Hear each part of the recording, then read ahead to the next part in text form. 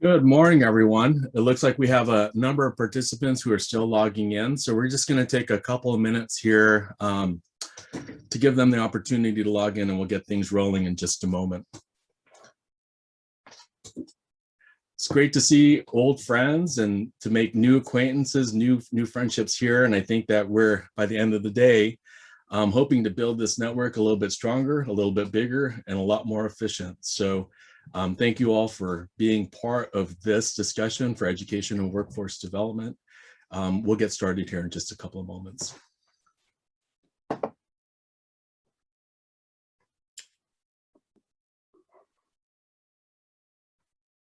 Well, Tom, Maggie's making a big sacrifice because Scotland is playing in the European Cup against England. And so she's with us instead.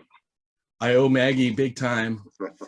You know, we're hard pressed right now because there are so many great sessions that are happening that overlap with what we do too. There's another congressional live session that's happening with the World Stem Cell Summit. So lots to do, so spread very, very thin. And Maggie, thank you for being with us today. Of course, Tom, wouldn't miss it. All right, we're going to go ahead and get started here. I'm going to do a little bit of an introduction to the Coordination Network today. This is the Coordination Network, which is funded by the National Science Foundation Advanced Technology Education Program. And we've been funded to help establish a community to career pathway for cell and tissue manufacturing. I'm going to give you a little bit of an overview for that and what we're aiming to do with respect to workforce development. So by way of introduction, my name is Tom Tubon. I am the principal investigator on the Coordination Network. And along with my co-PIs, we have Jim Duclos, we have Brian Woodhouse, Lisa Seidman, and Jeanette Mowry. And we've been working on this framework to establish that, that context to help expedite the process from community to career in terms of building capacity for the skilled technical workforce in cell and tissue manufacturing. So if you would give me just a moment to share my screen here, we'll get into the introduction to what this Coordination Network is about. For those of you who have participated in our Coordination Network in the past, I welcome you to this session. This is a shorter session than what we've had in the past. It's our 3-hour session, and usually what we've done is we've had a 2-day session where we dive deep into the topics for workforce development for cell and tissue manufacturing. We're running on a limited time frame today, and what I'm hoping to do is just collect some of the data which will help to drive our up-and-coming year and next meeting summit that we'll hold to address some of the issues which we raised today.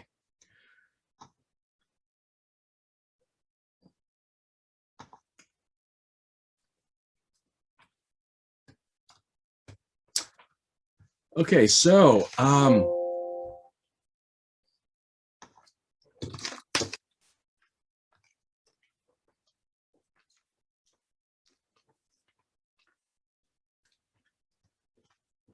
all right, we don't want to run out of battery here. So let's get this rolling. The Coordination Network itself is strategically designed to target the growing unmet needs for a diverse and inclusive technical workforce in regenerative medicine and cell manufacturing. That's kind of our big and overarching goal here. And part of this really is to address the need for workforce in research and development, product commercialization that will contribute to the growth of our industries. For those of you guys who are orienting to this particular aspect of workforce development, when we talk about cell and tissue manufacturing and regenerative medicine, we're relying on a new kind of manufacturing and technical jobs that use robotics and microfluidics and computational modeling and engineering principles. So these are principles which oftentimes we don't put together in a single context. They're cross-disciplinary in nature, and it demands a new type of a training and a perspective that we don't currently have, or at least not have in a way that produces the efficient workforce that we need to.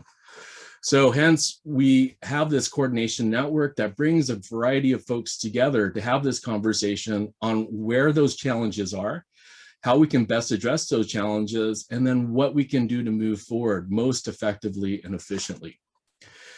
So I want to start here with framing this whole ecosystem, because this is an important point to make. And I think that this is something that everyone's fairly aware of.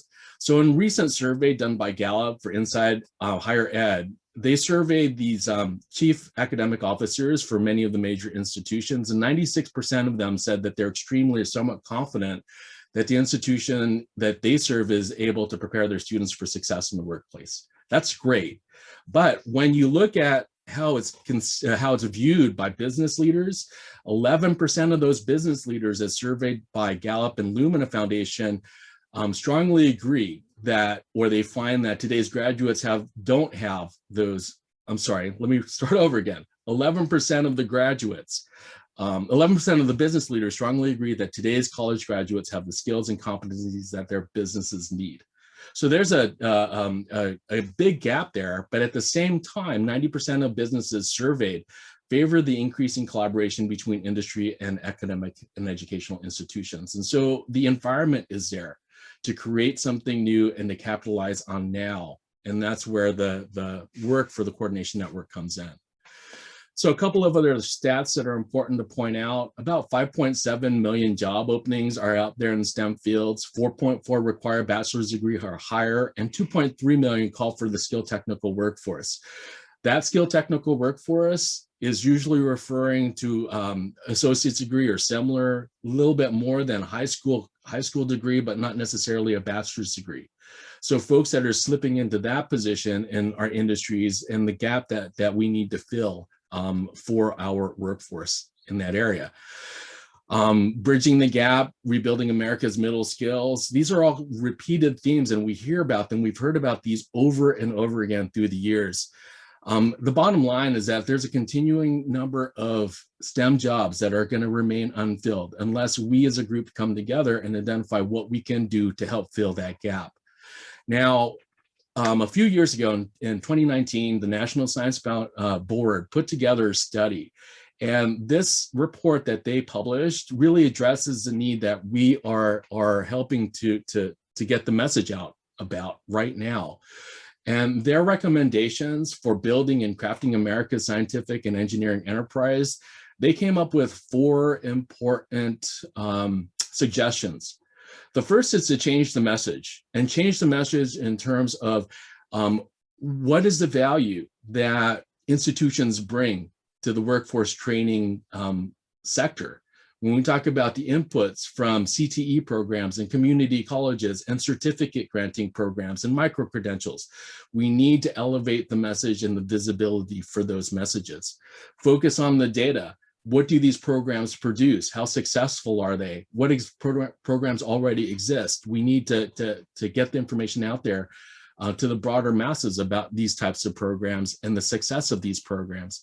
And of course, through programs like the NSF ATE, we want to leverage what already exists and what's been supported by the federal government to get out there to our communities, so we're not found reinventing the wheel. And then build partnerships. The importance of building these partnerships between community colleges and high schools and four-year institutions, between industries and public and private partnerships, between our military personnel, military agencies, our government agencies. You're talking about a huge ecosystem of partnerships, and I'm going to address that in just a moment. So I'm going to take a step back first and just give you guys a little bit of an overview of the National Science Foundation ATE program, because this is really one of the engines that drive progress in the area of workforce development.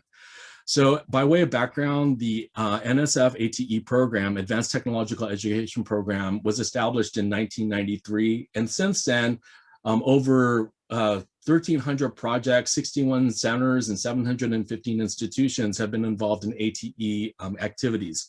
This includes, for the biosciences, the Innovate Bio National Center, formerly the BioLink National Center, based out of San Francisco, the regional centers for biotech with Maggie Bryan's, and the Northeast Biomanufacturing Center in Collaborative, NBC2.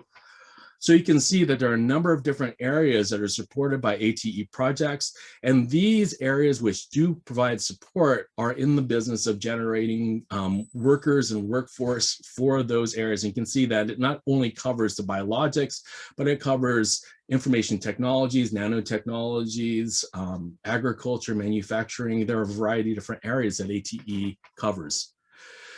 So with that, we can take a look very specifically now at workforce development for cell and tissue manufacturing and what we're doing here for the coordination network. So I borrowed this slide from Bernie Siegel with the Regenerative Medicine Foundation. And this is a very simplified view of how we perceive the interactions and the partnerships and the ecosystem for workforce development.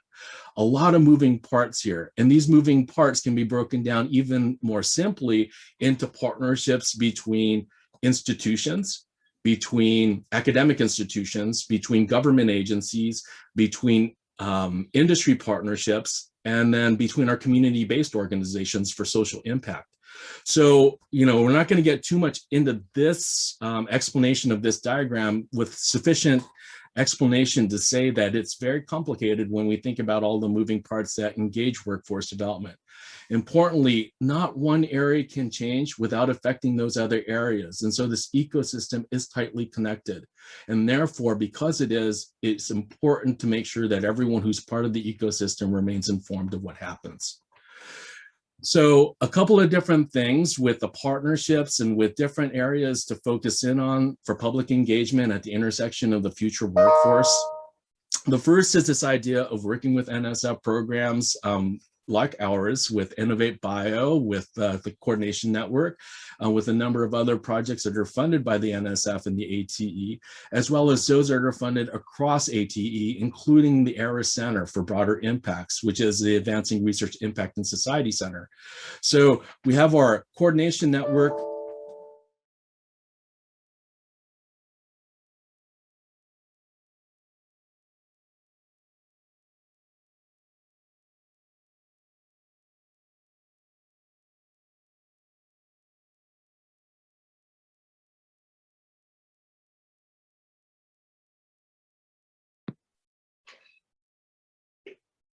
My favorite part of a live meeting.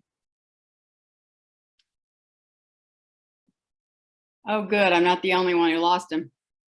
No. If he doesn't pop back in a second, I will send an email and make sure he's okay.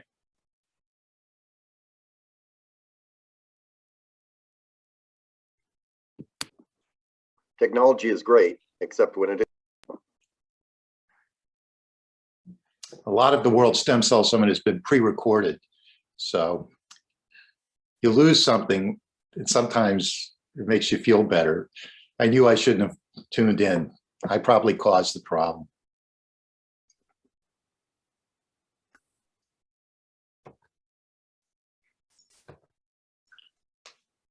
It's all your fault, Bernie. All your fault. This is my job, For those who don't know me, I'm the chair of the World Stem Cell Summit, and I truly believe that workforce development is probably one of the most important topics that are being covered in the meeting. And I'm very gratified at the turnout in this session. I'll tell you, the rest of the summit has been fantastic. Thank you. Thank you. Thank you, Phil. I appreciate that. I need that. That and extra cups of coffee and espresso kept me going. Anytime anyone wants to organize a meeting, remember, it sounds like a good idea 6 months before the meeting. Bernie, I just got to say, There he is. you can talk about your 6 cups of coffee, but I had to have mine at 5:30 a.m. So, Jeff, sorry you had a glitch yesterday trying to get into one of our sessions. I'm like an eagle eye. But Tom, you're back on. Can you say a few words, Tom? You're on mute. You're on mute, Tom. Hey, Jeff, this is Alan Giacomo. What a pleasure to see you. likewise, good session this morning. Nice work, Tom. Are you there? Welcome back, Tom. Yeah, this is the glitch of having internet meetings. This is actually the first time this has ever happened to me in the middle of a presentation. So slightly embarrassing, but I think we'll get back on track here. Go right ahead. I've already fallen on my sword several times, so it's fine. Go ahead. Oh my goodness. Bernie, you were serious about the espresso. Yeah, this is full of espresso.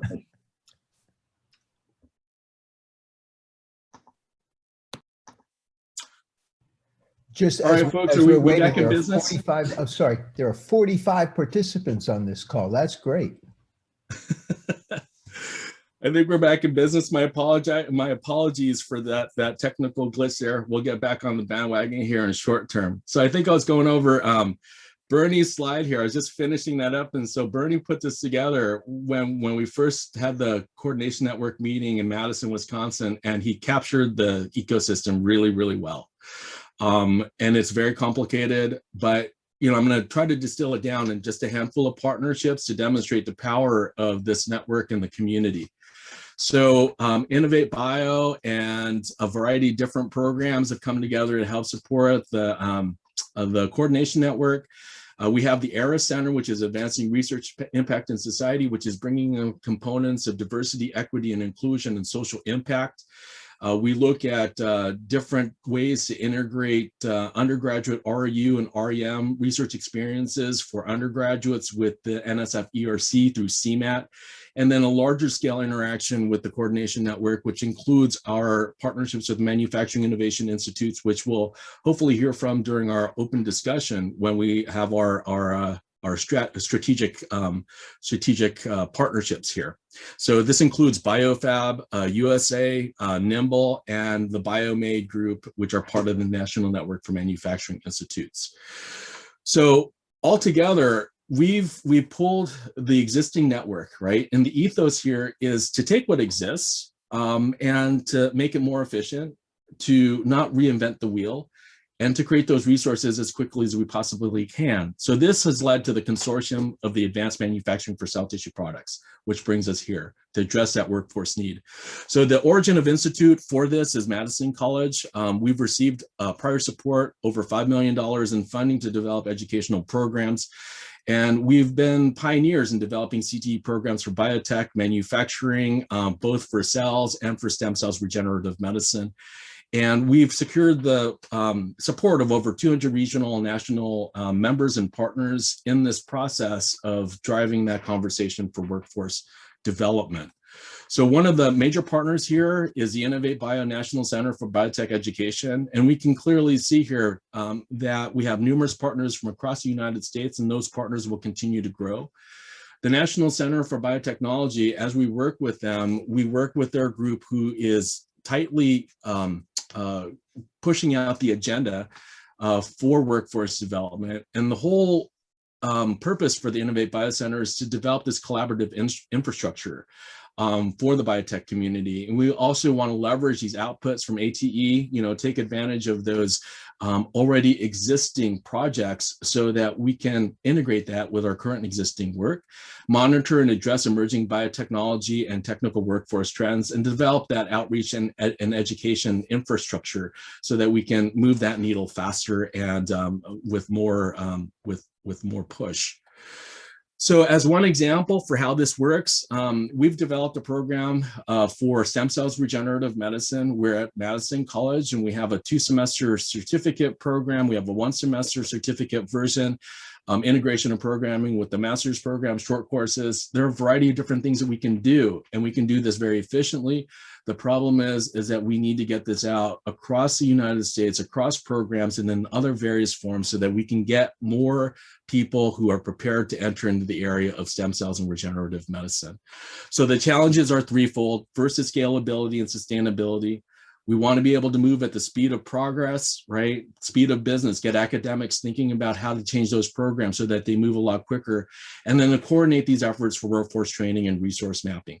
So my apologies for the technical glitch. I know we're a little bit into Jim's time here, but this is the purpose for why we exist as a coordination network. And I want you all to start thinking about this and how you can impact the work that we do, be a part of this and create a two-way street for interaction that will help to funnel progress in a forward direction. So on that note, I'm going to turn it over to Jim Declos. And Jim's going to give us our keynote presentation to address some of these issues with workforce development. Very quickly, Jim serves as a director and founder of the Industrial Biotechnology Program at Solano College in North San Francisco Bay Area. He also played a key role in designing the Solano College Bachelor's of Science in Biomanufacturing program, and has been a key part of the coordination network. Dr. Declos serves as a co-PI for the NSF Coordination Network, and he heads up a United States consortium working on the development of a national workforce for emerging cell and gene therapy technologies in partnership with Nimble. And he's an extremely dynamic speaker, and I think some of you guys may be already familiar with Jim, and he's a person who needs no further introduction. And so at this point, I'm going to turn it over to Jim. Jim, thank you for giving our keynote today. Thank you very much, Tom.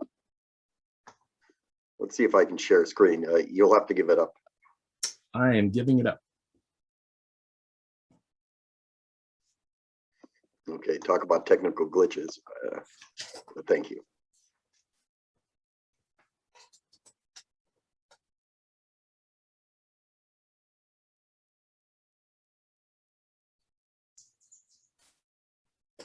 Well, as Tom said, I'm Jim Declos, and I teach at Solano College in the North San Francisco Bay, which Vacaville, if you're familiar with UC Davis, we are 10 miles from UC Davis.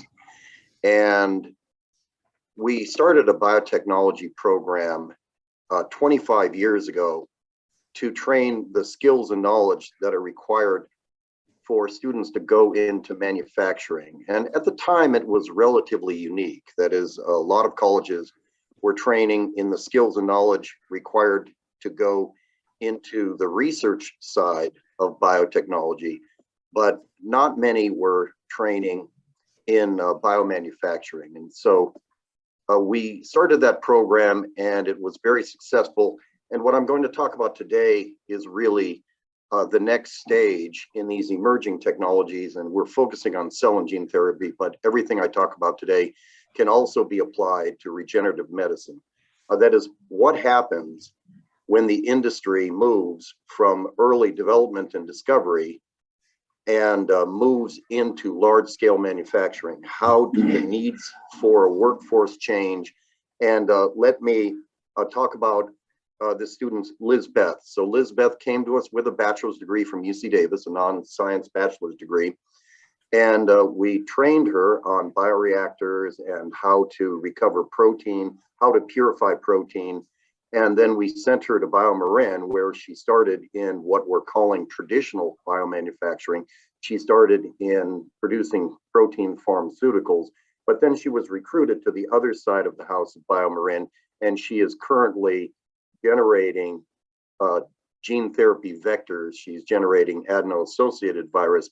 And my point is, and this is the bottom line of my talk, we need many, many more Liz Beths. So this is part of our journey that in Vacaville, the city of Vacaville in Solano County, again, it's a relatively poor county. It's the poorest of the 9 Bay Area counties. Vacaville was successful in the 80s and the 90s in recruiting biotech companies to come to our community.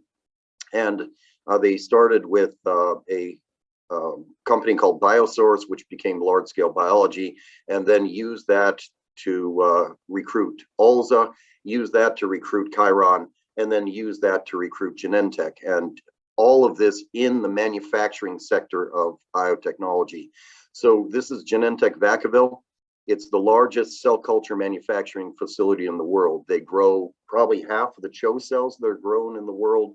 They have 12,000 liter bioreactors and 8 25,000 liter bioreactors. And recently we founded the California Biomanufacturing Center, and the goal there is to attract more biotech companies, to encourage the development of biotech companies. And I have to say that a lot of the interest that we're getting is, can you train students in cell and gene therapies? And that's what companies want to know.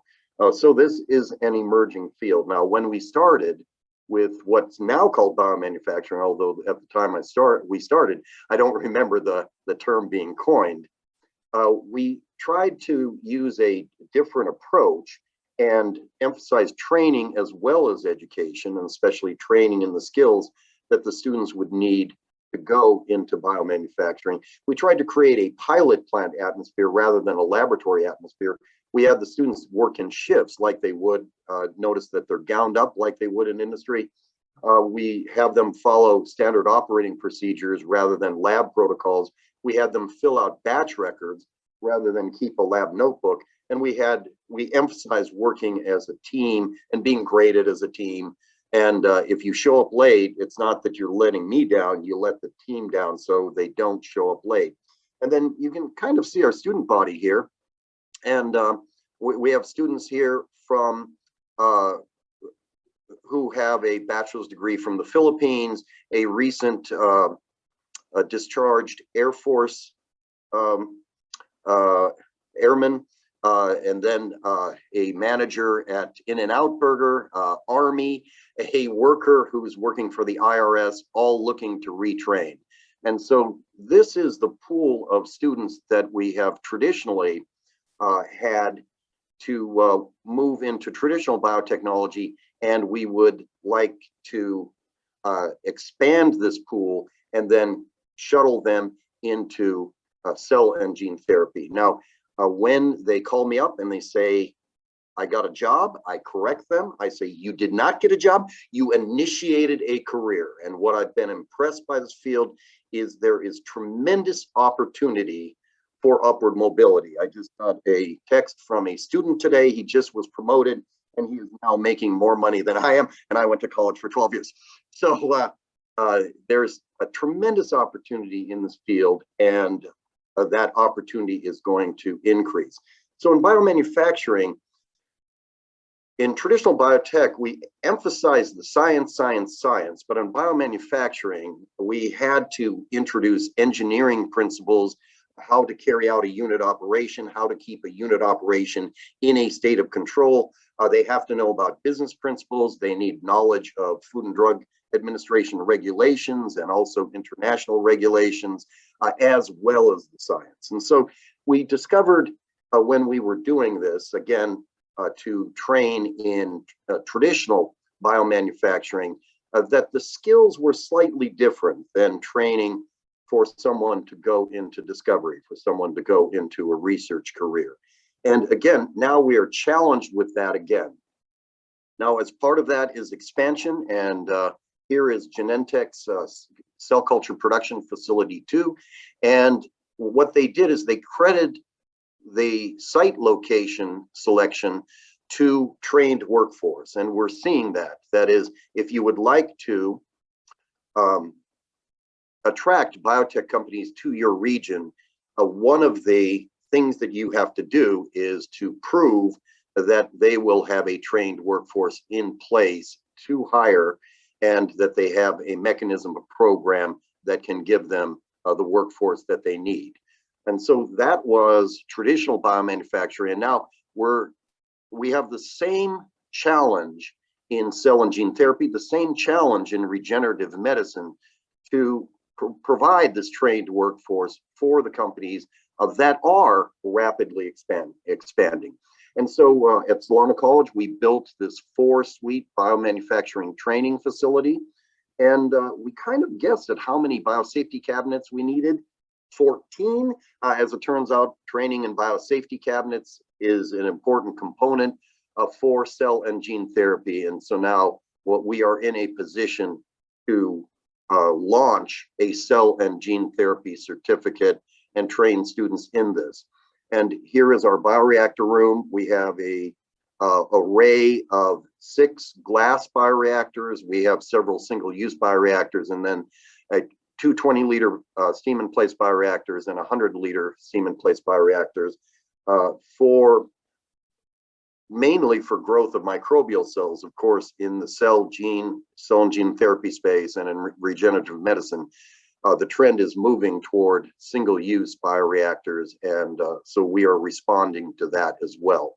Now, here's a quote that I overquote. I never skated for the puck. I skated to where the puck was going to be.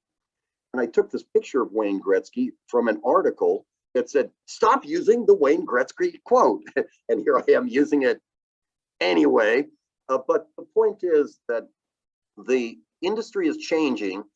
Manufacturing, new areas of manufacturing are emerging, and we all have to mobilize before that area of manufacturing is mature. And so we have to think where are the workforce needs going to be? And clearly, the workforce needs are going to be in the cell and gene therapy space.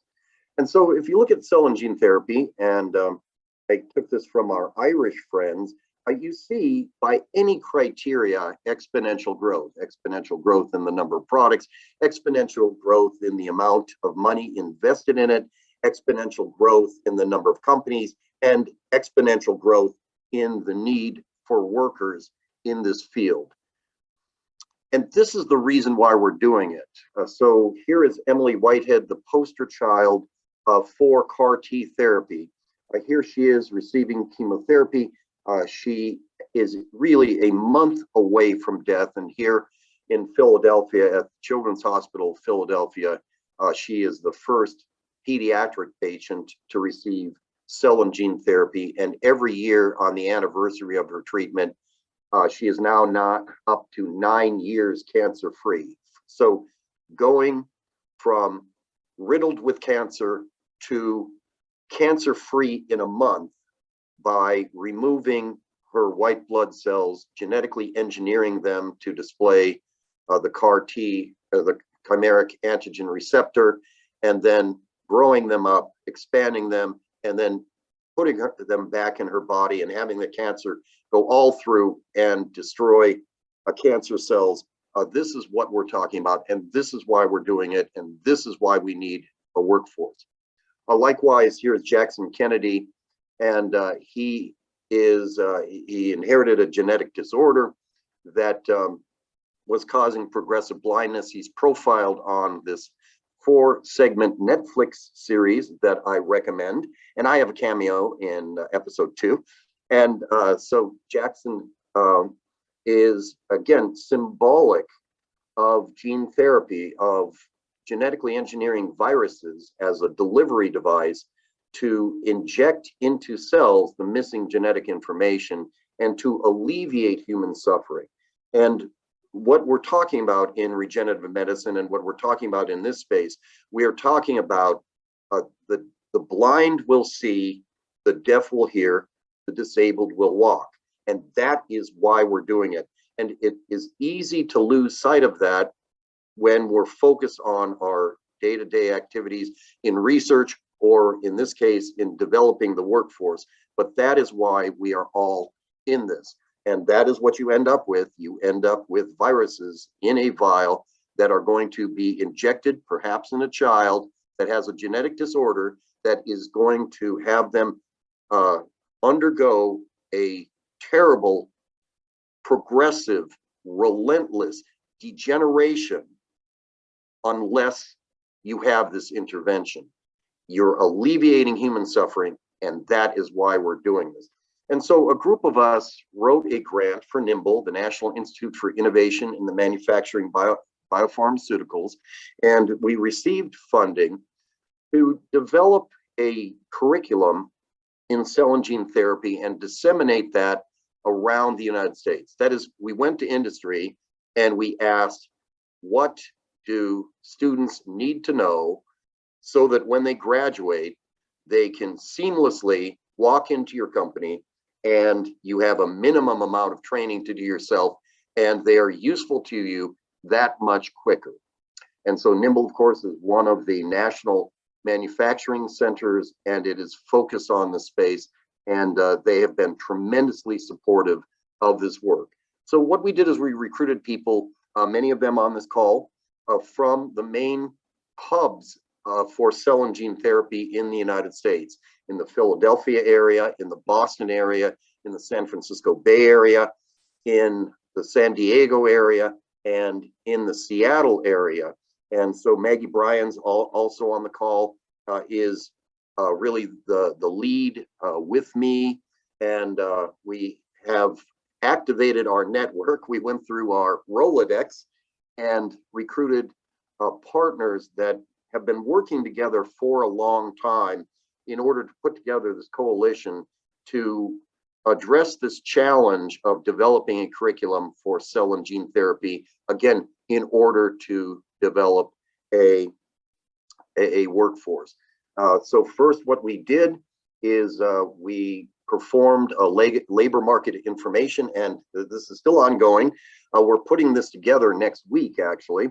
And then we recruited industry to hold 6 listening sessions with the subject matter experts from Philadelphia, Boston, Seattle, the Bay Area, San Diego, and North Carolina. Again, we tried to target the major hubs for these for the production of these therapies in the United States. We are going to compile everything that they said and use that to develop a curriculum and develop a train the trainer sessions, workshops, so faculty from all over the United States can come to these key hubs and learn about how to teach students to go into this field. And again, this is ongoing, but I'll give you some preliminary data today. We are going to use Innovate Bio and other networks, NBC2, in order to disseminate this. That is, all of the community college faculty, community and technical college faculty who teach biotechnology in the United States are networked. We're all on speed dial, as Tom said earlier. And so we have a dissemination mechanism once we are done. Now, anecdotally, this is going to be a huge field. Anecdotally, it's going to need a lot of people.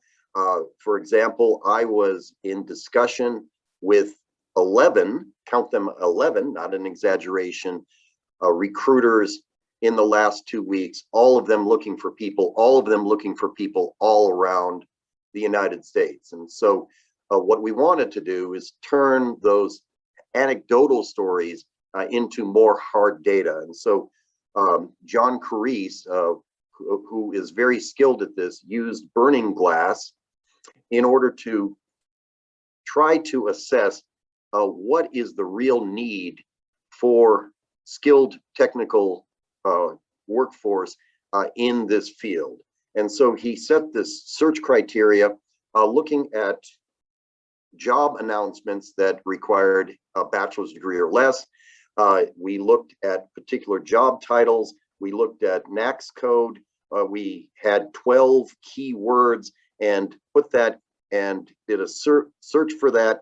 And we wanted to probe the data for what education level are the employers looking for. Again, these are current job postings, not projecting the future, but current job postings to get a snapshot of where we are now.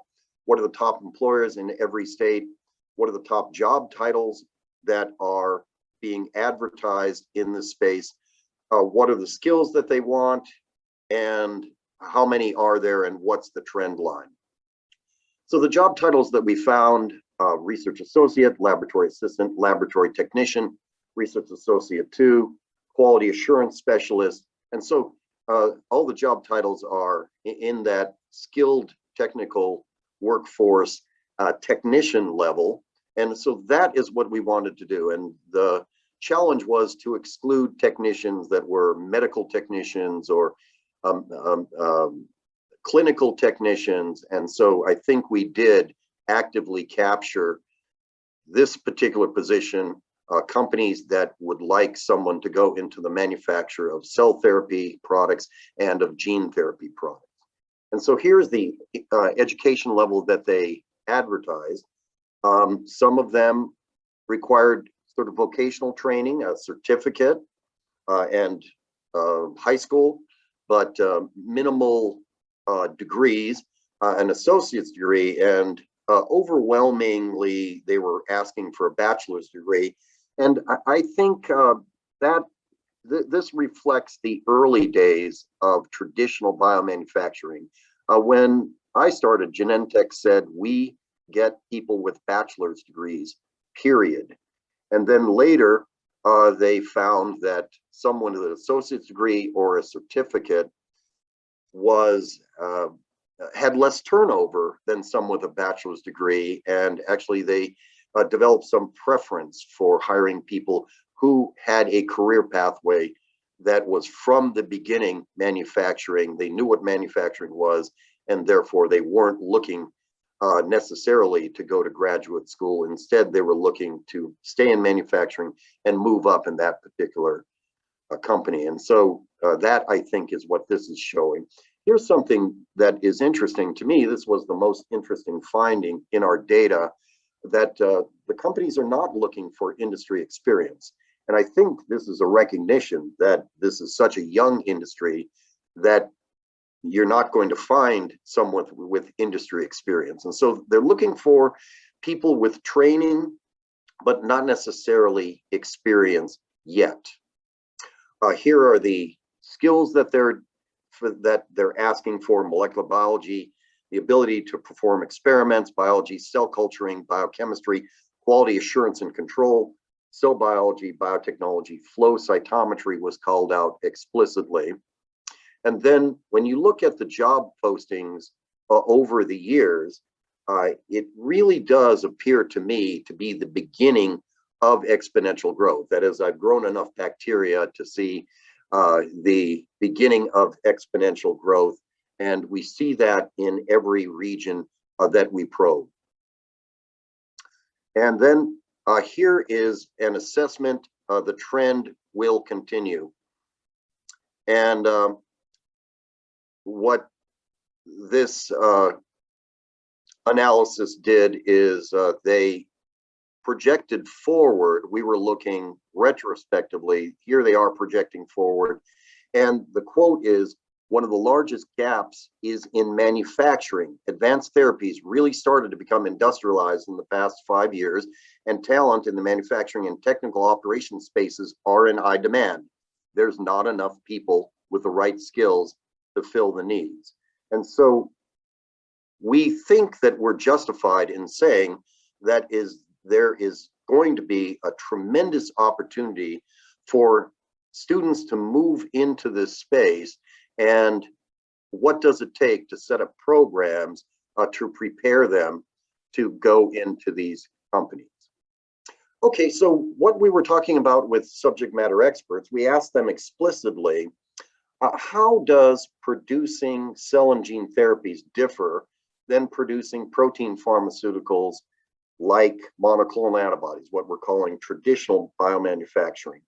And the product is more complex. The product is a cell, or the product is a virus, rather than a protein.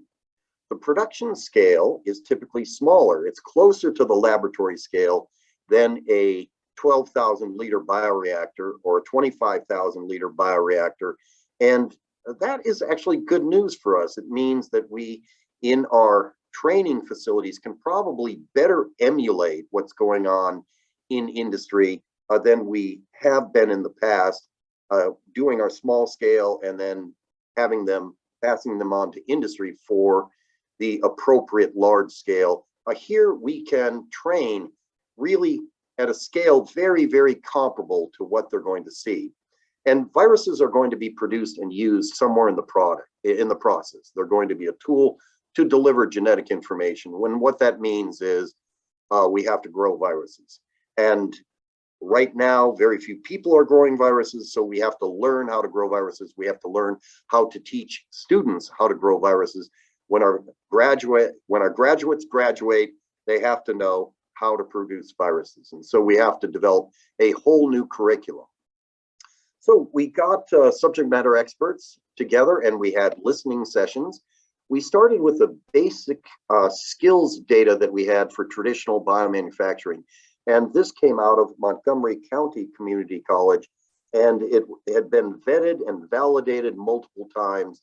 And so we presented this to our subject matter experts, and here are our 6 hubs, and here are the companies that we looked at. And so we're asking them, take a look at these skills, and how does the skills required for cell and gene therapy differ from these that we've developed for the production of monoclonal antibodies and other protein pharmaceuticals. And so they gave us that feedback. And then we had open-ended questions about, well, tell us more how this field is different. And almost all of the subject matter experts that were currently working for the companies that were doing cell therapy, or the companies that were doing gene therapy, had been recruited out of a traditional biomanufacturing company. A lot of them in the Bay Area came from Genentech. A lot of them in the Bay Area came from BioMarin, and they're now working for Allogene or Sangamo. And so they had a really good feel for what they did before and how what they're doing now is different. And again, these often were senior level people, although we did assess technicians and ask them the same questions. What do students who are going to occupy the same position that you're occupying need to know? That is, what do you wish you had been told that would have made your life easier? And they said, well, in my old job, I did this. In my new job, it's different in this way. And I'll show you some of the data that we collected for that. So we had them look at skill standards for gene therapy technicians, and we had them really critique and expand on critical work functions for upstream processing, downstream processing, and analytics, and then the same for cell therapy technicians. And then again, we asked them, if you were going to design a gene therapy course, what would you put in it? If you were to design a cell therapy course, what would you put in it? If you were going to design a course for the quality control analytics to show that the product was of the appropriate quality, what would you put in it? And then we also asked them about employability skills. And again, with an emphasis of how is this different from the production of monoclonal antibodies. And so for gene therapy, again, we wanted to know, what do they need to know? What background do they need to know, background knowledge, and what laboratory skills do they need to know? And cell biology, genetics, immunology, microbiology, and of course, virology. And virology emerges as something relatively unique. We touch on it in our traditional training programs, but we don't emphasize it. And so they have to know about the structure and function of viruses, and then how to manipulate them so that you have the structure and function of now gene therapy products. The landscape of gene therapy, the types of gene therapy, the types of viral vectors, the design of gene therapy manufacturing, an understanding of the process of the impact to the patient. What are the unit operations in the process? How do you perform chromatography to purify your viral vectors? And again, the environment, especially environmental monitoring. And then they want to know about the regulatory environment. So weave in FDA regulations. And again, how are these regulations? How is the regulation of the manufacturing of gene therapy products different than the manufacturing of protein pharmaceuticals and GMP, and of course, documentation? What do they need to know in the lab? They need to know aseptic technique. And the way I put it is your top three skills are aseptic technique, aseptic technique, aseptic technique. That is, in this space, like for regenerative medicine, students really have to be able to transfer media from here to there, cells from here to there, without introducing bacterial contamination. They have to be able to do it every time. They have to be very, very skilled at it. And I tell students, if you can do that, you will always be employed. They need to know about single-use bioreactors, how to set them up, how to operate them. They need to know aseptic connectors, how to do sterile welds, and how to do quick connectors, DNA extraction, transfection, transduction, gene editing. And for the analytical techniques, they're going to need to know SDS Page, ELISA, a lot of the traditional techniques, but the addition of a few new techniques as well. For cell therapy, immunology. So this again is new. Usually you touch upon immunology in a traditional biomanufacturing program and a traditional biotech program, but now you're going to have to go into additional details of immunology because the cell therapy is going to demand it. And cell biology, the landscape of cell therapy, how does allogeneic cell therapy differ from autologous cell therapy? And so these are very different and interesting. And in many of the regions, we have both types of companies in the region. And so the students will have to know about the production in both of those platforms. Fundamentals of biomanufacturing, and again, unit operations, how to keep a process in a state of control, and how is this different and how is it challenging for cell therapy? And again, the scale is smaller. You get one shot in autologous cell therapy. The patient is a month away from death. You're sent their cells. If you mess it up, likely that patient is dead. So it's critical.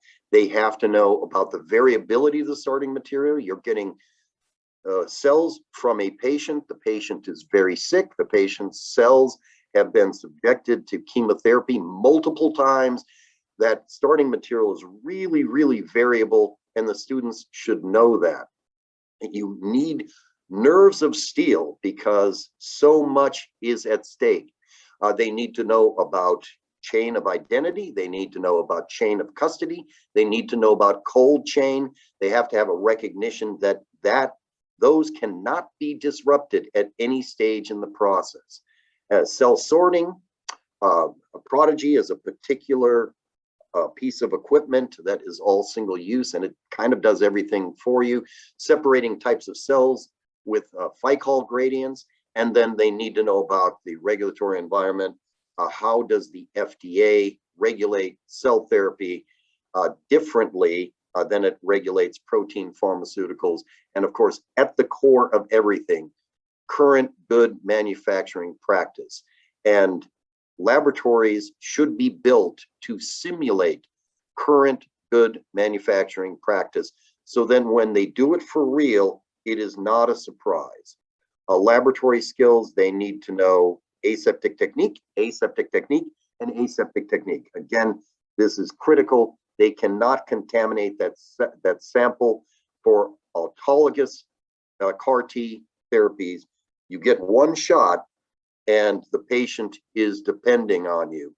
Cell culture, cell expansion, especially the use of single-use rocker bioreactors, cryopreservation. How do you freeze the cells in order to send them back to the physician? And then gene therapy, and most of the time this is lentiviruses. How do you deliver the gene for CAR T, but for the chimeric antigen receptor into the T cells, electroporation, and CRISPR they'll need to know about, and then analytical techniques. Again, just like in gene therapy, they're really going to have to know quantitative PCR, especially digital drop PCR, ELISA, flow cytometry emerged as a key skill, sterility, and then the testing for viruses and the testing for mycoplasma. And so these skills and knowledge emerged from our discussion with the subject matter experts. And now our challenge here is to compile all of that information and use that to develop new curriculum, host train the trainer sessions, and then distribute that curriculum across the United States in order to have every region develop a workforce that will support this. And especially I'm thinking about North Carolina. In the last few months, North Carolina has announced a new gene therapy or a new cell therapy production facility about every week. And I'm wondering, how are they going to get the people? Well, everybody really needs to scale up the production of technicians in order to go into this field. And so that leaves us with challenges and opportunities. The challenges is the scale, the number of workers required.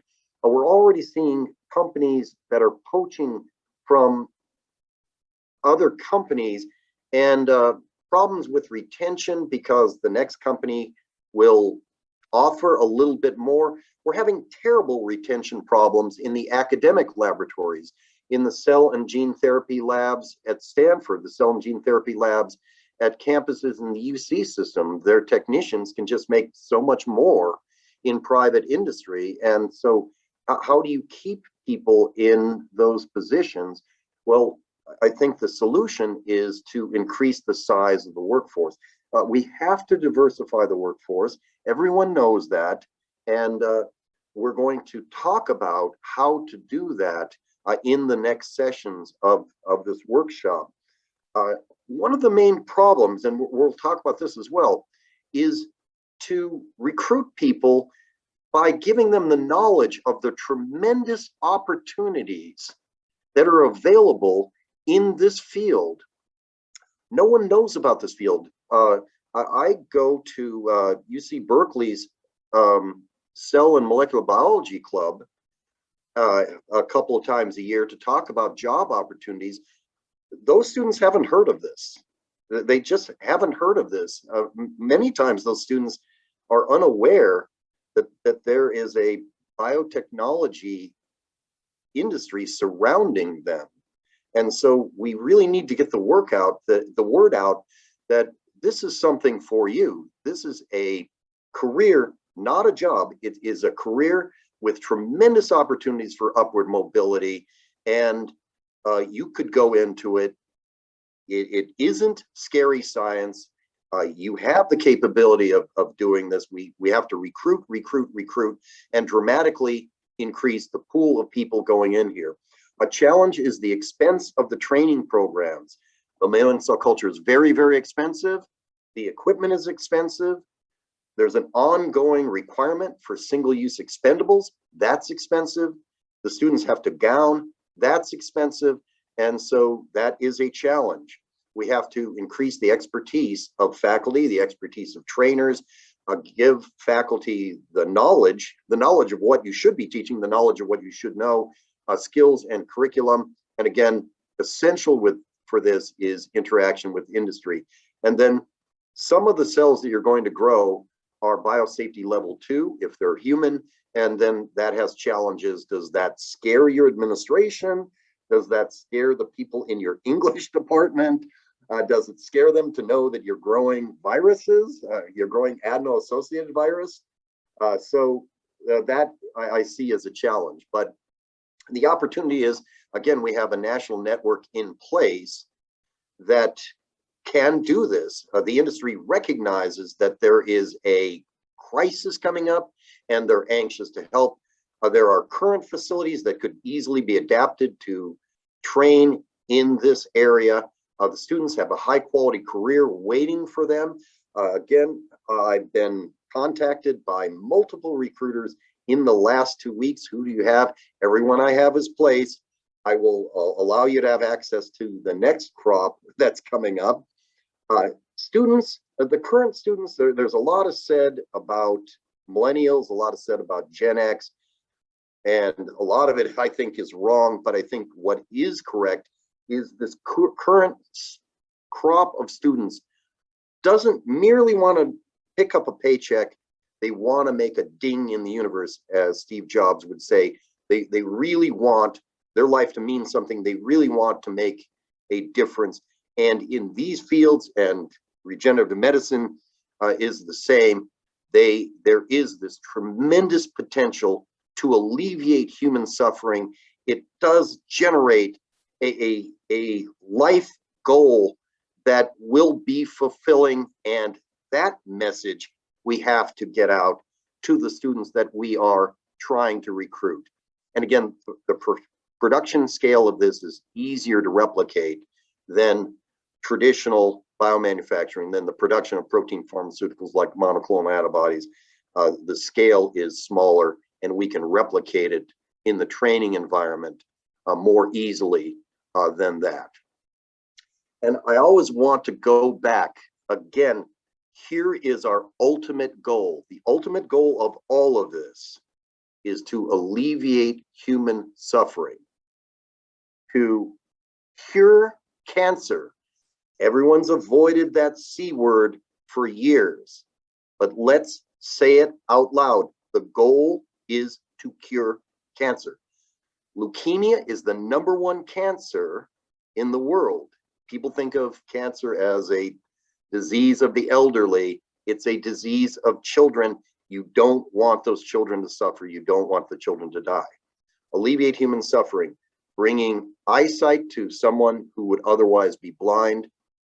And in this last picture is my personal story. This is my son, Jefferson DeClos, who was saved from certain death by a biotechnology product. So if you want an advocate for this field, you can find no better advocate than me. I have a son, and without this field, I would not. Currently, he's finishing his first year in medical school, and he is here today because of this field. This is why we are doing this. And in order to do this, we all have to put our shoulders to the wheel and generate the workforce that will do this. And I'll stop there, Tom. Thanks so much. Thank you all. Jim, your presentation is absolutely outstanding, and you really just leave me speechless with that ending and the material that you covered. I do appreciate what you presented and the scope and depth of the information you provided to our participants here, because you really did outline the crux of what it is that brings us all here together. And I appreciate that, and I appreciate your keynote. And I also appreciate you being part of our team, because for those of you guys who don't know Jim is the kind of guy who you ask him to do one thing and he'll come back with 10 or 20 different things that have been done on top of that initial first. So one example is that Jim, I asked Jim about some of the events he's gone to help spread the word about the coordination network in California. And he brought back 5 or 6 pages of events that were in size 11 font of things that he's done in the past few months that really speak to this value of getting the network built. And so thank you, Jim, for all that you said and all that you'll continue to do for us in this area of regenerative medicine. I appreciate it. Thanks, Tom. Thanks very much. So I'm going to switch gears here a little bit, and then we're going to take just a short break so that we can recalibrate the way that we're thinking. We're going to get into our workshop sessions, and the workshop sessions for the Coordination Network are designed to be a little bit more interactive. I do note, and I didn't pass anyone up with the questions that are in the chat box. I think that a lot of those questions are going to be answered by Jim and by members of our community as we go through the next couple of sessions. And so we'll hold on to some of those questions for the meantime. In terms of the workshop sessions, I want to go over a little bit of what those are about. And I want to do a couple of things to encourage your participation. I know we have a number of people here who are invested in this idea of providing education and providing opportunities for workforce development in the area of cell tissue manufacturing, biotechnology in general, and providing those opportunities for our industries to grow. So if you give me just a moment, I'll share my screen here, and we'll continue on with this short overview of what we're going to be doing for the next 2 45-minute sessions.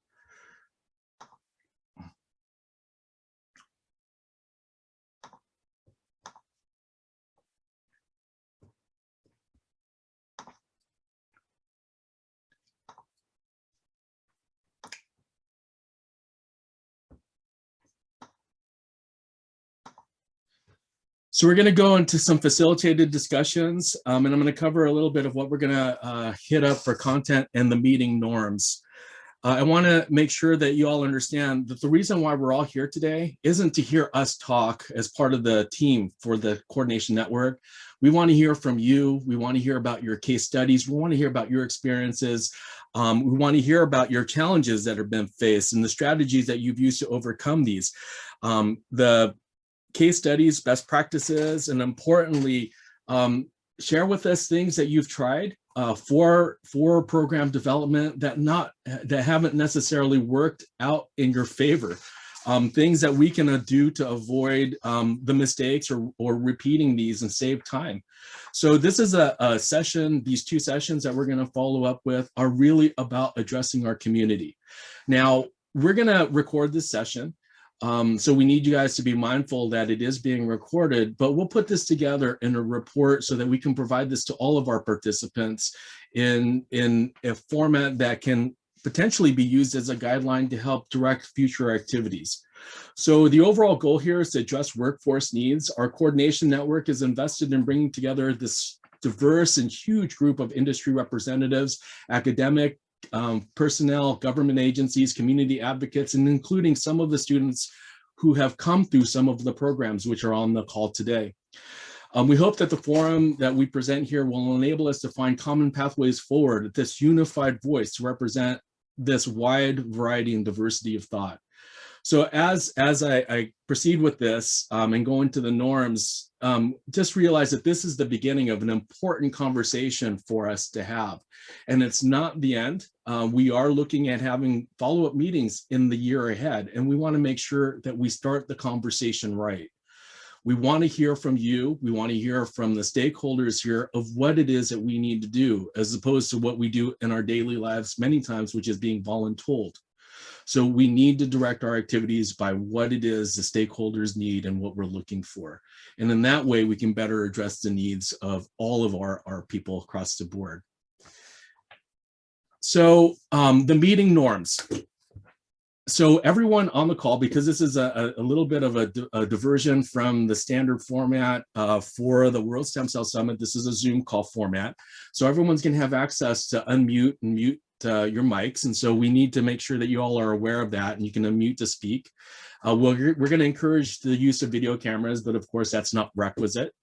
If you would like to make a comment, you can raise your hand or enter the comment question in the chat box. And we have moderators that are standing by that will open up the forum to you to raise your insights and to bring that to the table for us. Begin your commentary by stating your name and affiliation. That will help us to understand what your perspective is and your experience and possibly where you're coming from here. And share your unique perspectives. All of your ideas are valid, and just be respectful of others and what others are going to present here, because this is a safe space for us to understand the EWD, Education and Workforce Development environment. So ask questions, follow-up questions, raise awareness, and challenge the status quo. Innovation comes when we question things, and we all know this, and we need to question the way that things are done in order to improve the situation. And we're looking at improvement, we're looking at progress, and we're looking at being able to do this fast and efficiently through the network that Jim has described and that I presented on earlier. So we're all going to be responsible for staying on topic. We're going to cover a lot of ground, but we're probably not going to go very deep in any one of these topics. It's designed that way because we have a limited amount of time, and that time is going to be spent thinking about what we need to address and then continuing on with the next academic year, pulling together either special interest groups, contacting you directly to pull these groups together so that we can have these meaningful conversations, and then culminating in a meeting which we're going to have this time next year, hopefully in San Francisco. And I'll touch base on that towards the end of our session. So be cognizant of time. If you have a question or you want to share an idea and we run out of time, you can post that in the chat box and we'll make sure that we get that addressed, because everything is going to be recorded. So we want to make sure that all your great ideas are captured. And again, the session is going to be recorded, it's going to be transcribed, and that report will be sent out so that we can all benefit from what the discussion is here today. So those are my generic norms, and I encourage all of you, especially because I just looking at the participant list, there are people who are investing their lives' work in developing this type of curriculum, developing all of these opportunities. Share with our community, because I'll tell you, right, Jim made a good point. And the point was, people don't know what bioindustrial manufacturing is. What is this field? What are we talking about when we talk about cell and gene therapies? It even is a lot more terrifying than that, because you can ask people what biotech is. And a lot of folks are going to come back and not give you a really good solid answer, especially when you talk about careers in biotech. So it is about raising awareness. So in session one, the first session, we're going to talk about program awareness and visibility. And again, I encourage you all to share some of your best practices and maybe some of the things that haven't worked. I have tons that haven't worked, and I'm happy to share a lot of those out in case you guys don't want to share with me. I have tons of things that have failed. many that I bury, but they're good to talk about in this forum. Skills, knowledge, and competencies, and resource mapping and strategic partnerships. We're going to take a little bit break after the 2 o'clock and then go into session 2, which is going to be led by Louise Petruzzella, and I'll help her out through this to address issues and things that we need to think about with diversity, equity, and inclusion in this field. Right? The alignment of curriculum with industry and workforce needs, and then some of the big bucket challenges. And then that's going to bring us to the very end. And we'll discuss the roadmap forward from there. So at this point in time, we have 5 minutes ahead of the schedule. I wanted to give you guys a 5-minute break here to maybe think about topics 1, 2, and 3, program awareness, skills, knowledge, and abilities, and resource mapping, and some of the things that you might want to share with the community. So 5-minute break, stretch your legs out. We're going to be at this same Zoom address. So I'm not going anywhere. I think that this is going to be a continuous platform through the afternoon. But we will take that 5-minute break. And when we reconvene, we will begin our discussion, and I'll help to frame that out for you all. And hopefully we'll get to some of the great and most challenging questions that we can work on in the next coming year. So 5-minute break, everyone, and we will see you in just a few minutes to continue the conversation. I think the horses are out of the gate. All right, folks, welcome back. We're going to get started here. These sessions are going to go by extremely fast, and I know that there's going to be a lot of content which we're going to try to cover. And again, you know, we want to cover as much as we can, and I know the dive isn't going to go very deep, but this is setting the foundation for future discussions with our coordination network as we go through the next 12 months. We are going to be covering 3 different topics in this session. The first topic is going to be program awareness, and then we're going to switch over to skills, knowledge, and competencies. And we've heard a ton of really good information this week about that area, both from Russ Reed and from Dr. Gary Green and many others who have presented at the World Stem Cell Summit. But we're going to bring this back full circle here to the area of workforce development in our forum.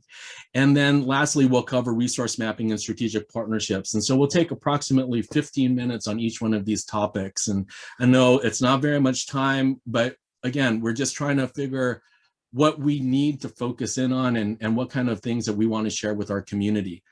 I want to start off with one case example or an experience that I've had as an instructor and a professor at Madison College running programs in stem cells, regenerative medicine, that helps to exemplify all 3 of these different areas. And for this, I'm going to lean a little bit on one of my former students. This last year has been a little bit crazy for everyone with COVID and the transition to online instruction and the ability to effectively provide training in that environment, as well as to ensure that the students are meeting their expectations and we're meeting their needs as instructors. I have a student that's online and that's part of our forum that completed the stem cell program with us this semester. Nikolai, are you present? I'm going to call him out.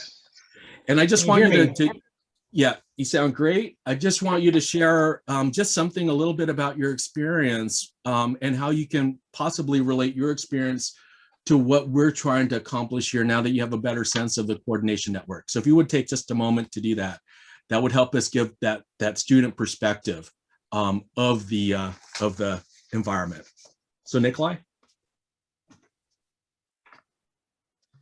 Yes, hello everybody. My name is Nikolai Fedorchak, and as Tom introduced, I was a former student at the Madison Area Technical College pursuing the NSF curriculum in stem cell technologies. And I'm currently working at the Wisconsin Institute for Discovery for the Ashton Group. This is a lab that for the last 10 years or so has been pursuing research in stem cell biology, as well as developmental neurobiology and platform engineering. I joined the lab partly as just an administration assistant. And for the last few years, I've been working alongside graduate students, postdocs, undergraduates, helping them with certain administrative tasks as well as research tasks. And it was just over the last few years that I've really wanted to do a deep dive into stem cell biology and wanted to learn more about it. I decided to join the MATC program just so that I can get more intensive training with specific stem cell skills. And these are skill sets that I did not develop during my undergraduate experience, in part because they were not available to me. And that was why I sought out Tom's curriculum. In that, over that semester, I learned a handful of skills, abilities, and just general knowledge related to stem cells, industrial biomanufacturing, and regenerative medicine.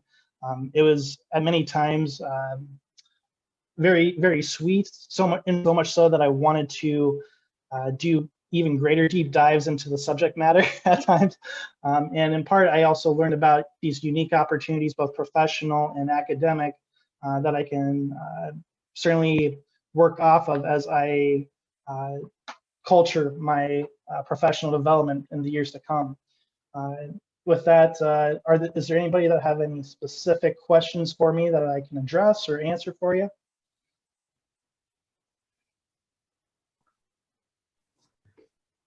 Thanks, Nikolai. I just want to point out, which was a funny spin on the curriculum that we had, aseptic technique, aseptic technique, aseptic technique. As Jim DeClos pointed out, that's one of the most important with an online or distance learning type component here. I had these folks doing aseptic technique in their kitchen. And it was an interesting experience and a spin on curriculum, but you know, it is about getting them the right skill set that they need and the mindset to do well in this area. So Nikolai, thank you for your candid presentation here and filling us in.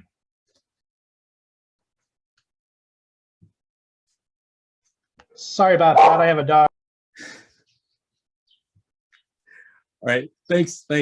Okay, so we're gonna open it up to discussion with our group, and I have a couple of questions that will help to prime information that you might be willing to share.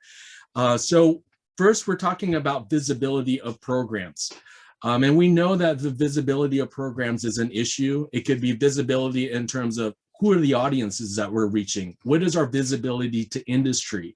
Does industry understand what community colleges are doing? Do community colleges understand what industry's needs are? So these are our components of the visibility component. And that's just really, really critical because great programs exist, great opportunities exist. And without that level of visibility, those connections are not going to be made. So I would ask anyone out there in our participant pool to maybe share some of your best practices with increasing visibility, or maybe approaches that you're thinking of taking that we can share with our community and hopefully maybe develop other guidelines. So is anyone out there? You can unmute if you like. Tom, it's Russ. Russ. Yeah. Thanks, Russ. How you doing? Like your student, I have a dog here, and the dog could bark at any time, but I wanted to make the point that yesterday, as you know, you and I have been working very diligently on Goal 3 of Innovate Bio. And Innovate Bio, the major part of Goal 3 is to actually elevate the recognition of two-year students or students from community colleges graduating in the biotech area. And so I think we hit a new high yesterday in the sense that we were a part of the bio platform yesterday at the World Bio Conference. We had a workforce panel. Linnea Fletcher had delegated me to be on that panel. We did it, it was virtual. We actually worked with the people that write the taxonomy report. The taxonomy report was sponsored by us and the Coalition of State Bioscience Institutes, Lori Lindbergh, some people know Lori, and the trade associations. And it was officially launched last night. And Innovate Bio, the NSF, AT, and Innovate Bio made a major investment in that report. And you know, what we did was we surveyed over 700 HR managers across the country, all sorts of biotech companies. And at the same time, we interviewed over 125 executives bio companies. So I would encourage everybody to look at the taxonomy report. If they go to the csbi.org website, or they go to Innovate Bio's website, they'll see it there. And I think that, yesterday was a major milestone in the elevation of our programs. And you know that Gary Green is on the line here today, and he is our co-chair of our National Advisory Council for Innovate Bio. And the key component of what we're trying to do, as you best know, is to elevate the image of the community college graduate, and at the same time to position us better in terms of being able to have impact on our students getting great internships, our students getting great jobs, and the better recognition of the community college programs. Thanks, Russ. Yeah, I couldn't agree with you more. That representation and presence with the Biotech Innovation Organization is one of the highest areas that we can have that impact. And I'm wondering would you be able to just speak very briefly about the importance for the interaction with bio? What is bio for us folks that aren't familiar with the bio organization? Okay, yeah, that'd be great. So that is the parent organization. It's the Biotechnology Innovation Organization. So what it does is it represents companies all across the globe with respect to biotechnology. And it's located in Washington, D.C. It's been a major organization for over 25 years.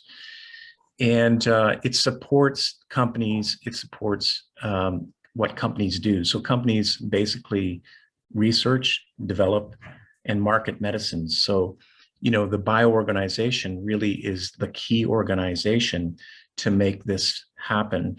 And what they do is they interact with people at the government level in creating policies. And of course, the major thing that bio wants to do is to make sure that companies have a good environment to operate in.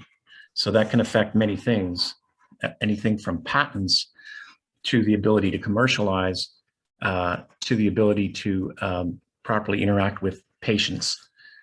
So bio, operates in large buckets, but can be anything from agricultural biotechnology right to gene and cell therapies, like Jim was talking about today. The major part of what bio does is advocacy. So it does advocacy at the national level, but there are almost in every state a subsidiary of bio, which is the state bio associations, which do the same thing but on the state level. And so if you're in a biotech program, you should have very good knowledge, if you're able to connect with your trade association and to connect with your local state bio association, because what it does is they are a connector to companies. And so in the chat, one of the questions that was asked, Tom, was how do I better interact with my companies? And the answer to that is really by making sure that you're in tune with bio. Bio tries to reach out to everybody, but these are smaller organizations that work. Sometimes there are only maybe 5, maybe less people working on behalf of policy in the state. So you can easily find your state bio association by looking it up in your particular state. And once you do, it's very good to make contact with them. And when you do make contact with them, you can tell them where you are and what you do and what you're trying to do. And they will be very interested and very supportive. Thanks, Russ. Some of us find it very daunting to reach out to our industry members and create that awareness of our programs. Sometimes it's very difficult to know where to start. And if you're in that boat with a new program for biotech, or you're establishing something that's going to put out a training certificate of sorts, I encourage you to reach out to myself and to Russ as part of the Innovate Bio Center to help us facilitate that interaction for you. So Russ, I just put a little bit more work on our plate there, but I think that it's important for us to be part of the community to facilitate what we can for our programs in this area. So thank you for clarifying and for providing such a comprehensive response. For those of you guys who think about program awareness, and maybe if I put a spin on this, it might appear to be a little bit more relevant to the programs at home base. And that is the tie-in between program awareness and student recruitment, right? So we all have issues that we're facing with getting enough students in some of these programs, and it has nothing to do with the demand for these students in industry. It's about that front end recruitment piece, and that's all about increasing our ability to address program awareness. And so without jumping further into that, because I know we're already switching into the second topic here, I was just wondering if anyone out there has perhaps one or two examples that you might be able to share with the group for ways that you engage our communities, maybe to increase recruitment, because those are activities that are intimately linked to program awareness. So does anyone want to share a little bit about that? Hi, Tom. This is Tom Fournier from Army Biofab USA, and I'd like to share a couple of the initiatives that we've got going on. I'm the new program manager for education workforce development on the team, and some of the things that we've been working in Biofab Explorer, which was a joint venture when we had a cast designed a Biofab Explorer, freely available Google site through contract with us to basically allow for future guidance for, basically to invent the future for our young students to explore. For guidance counselors, it's a tool used for teachers, guidance counselors to build an understanding of biofabrication. So it's free and available for that education for not only at the advisor mentor level, but for students to be able to explore that. We just recently completed at the hands of Taylor McLeod, the BioTrek program. It's an in-classroom biofabrication program that goes through everything from decellularization, recellularization of organs. It does live classroom demonstrations of bioprinting. Students over an eight-week program will identify a problem within the healthcare system and or within biofabrication. They'll research it. They'll deliver a Shark Tank style pitch to their students and their fellow groups, and then finally to an advisory group that some of our members even looked over.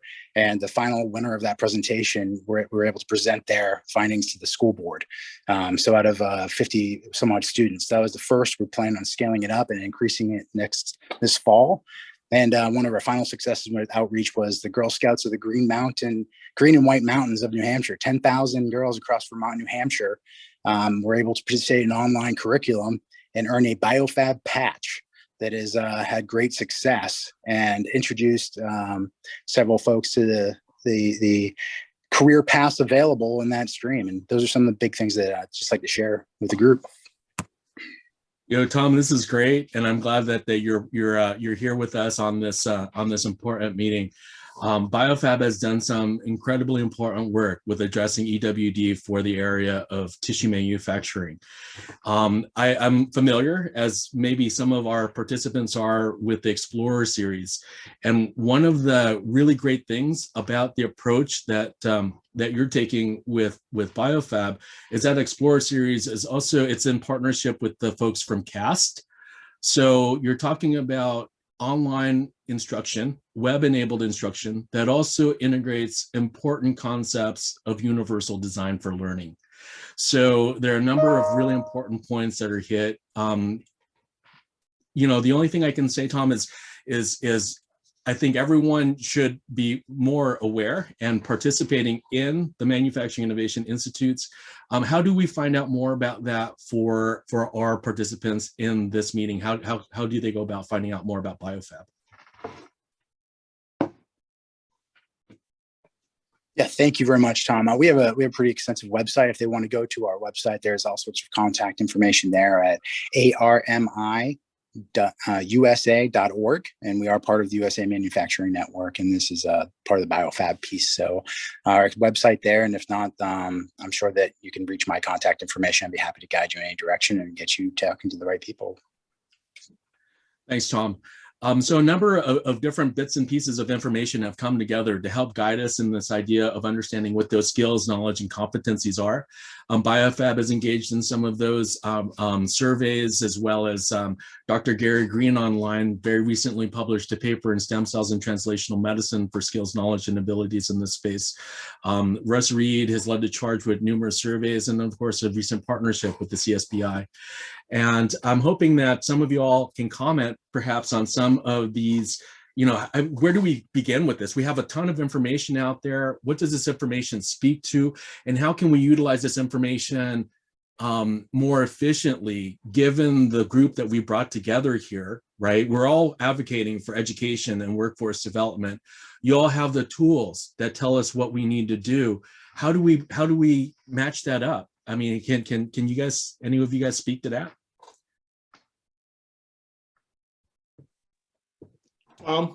This is Gary Green with Wake Forest Institute for Regenerative Medicine.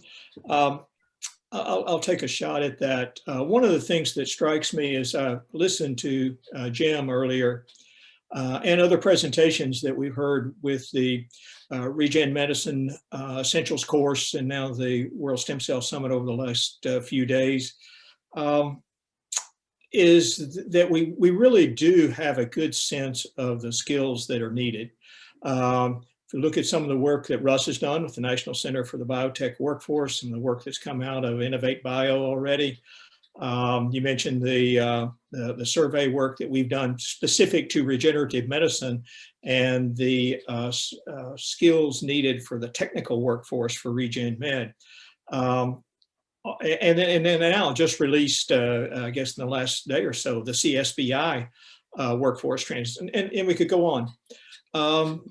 There's really strong alignment between all of those reports, all of those studies on the kinds of skills that are needed for the skilled technical workforce to support regenerative medicine, tissue engineering, cell therapy, gene therapy, so on. So I think we know that. I think, one, we have to have, knowing that, then we start with some of the work that's going on and expanding the work that's going on around faculty development within our institutions. And that faculty development can lead to curriculum change and the incorporation, not just of new programs, but incorporation of regenerative medicine, cell therapy, and gene science and such into the curriculum with great examples. And I had one earlier today that I've been thinking about ever since then. And I think Alan Giacomo is on the call, perhaps. But in a session earlier, the case of hydrochloroquine. Hard to say that. Hydrochloroquine. Hydrochloroquine. Yeah, hydrochloroquine. Thanks. Yeah, thanks, Alan. And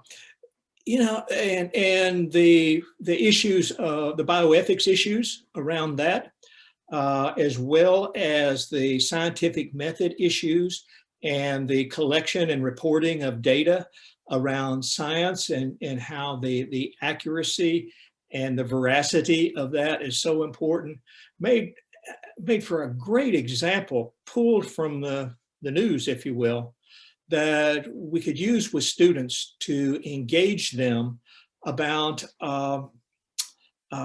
things they hear about and things that are part of their world. And one of the, while there's hard to find any positives out of the pandemic, one of the things it has done, it has raised the profile of science, medical science, virology, and other aspects of again, cell therapy, gene therapy, and virology, even Regen Med. So I think we need to take advantage of that in a way to raise program awareness in that this is where the technicians and the scientists are going to be prepared to deal with these issues in the future. Thanks, Dr. Green. I appreciate that insight. I think I'm gonna lean on one of the things that you just said about the pandemic and how we're emerging from this pandemic with a different set and different perspective, because that perspective also influences the way that we address workforce development. One of the things that has emerged from the pandemic is this idea of distance learning, right? I mean, I saw a comment in the chat box about having to teach aseptic technique from a kitchen. Not an ideal situation, but it's leveraging what we have and what we can do to continue to provide these opportunities for workforce development. Distance learning is a really important concept that I think is now front and center, especially because of the pandemic.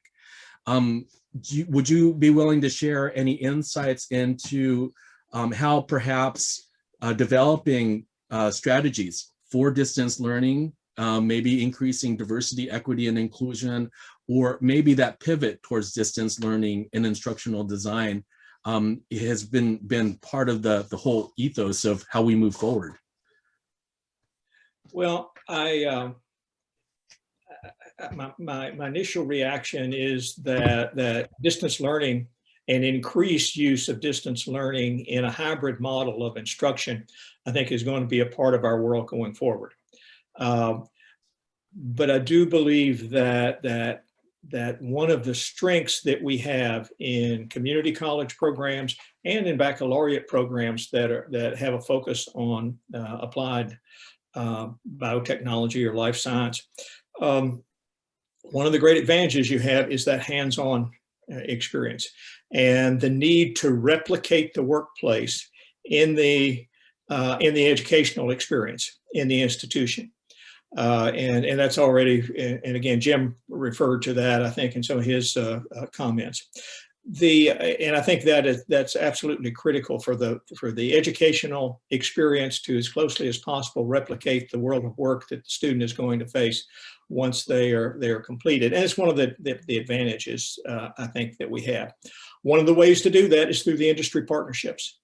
And the idea of what someone termed earlier as bite-size industry experience within the educational programming, I think, is extremely valuable. We need to look at the whole range of work-based learning and work-integrated learning that can occur, and that can be combined with the online delivery of didactic instruction in the field to take advantage of both strengths. But I'm hesitant to advocate or even see how we get away from replicating the work experience in instruction by going fully direct online instruction. Thanks, Dr. Green. I appreciate the response. I'm going to pivot a little bit. Maintaining that thread for online instruction, we'll have Amanda Rosenzweig, Dr. Rosenzweig from Delgado Community College chime in, and then I'm going to switch it after Amanda to Kathy Rasmussen, who also has her hand raised. So Amanda, if you would please. Hello, everyone. My name is Amanda Rosenzweig. I am at Delgado Community College in New Orleans, Louisiana, and my degree is in curriculum and instruction with an emphasis in online learning.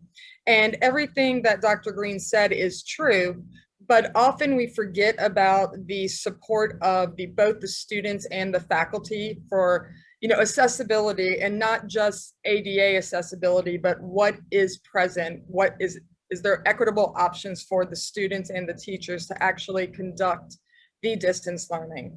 And then once the content is created, is it created thoughtfully, universal design for learning? Is it meeting all of the compliances through ADA and accessibility checks? So I think through the pandemic, we were so rushed to go online, but we did forget about a lot of the necessities to make sure we support our students and our faculty through the process. But as Dr. Green said, online and hybrid learning is not going to go away. It actually is going to increase in its presence within the ecosystem. So we as a community have to determine what is the best possible way to move forward presenting this content.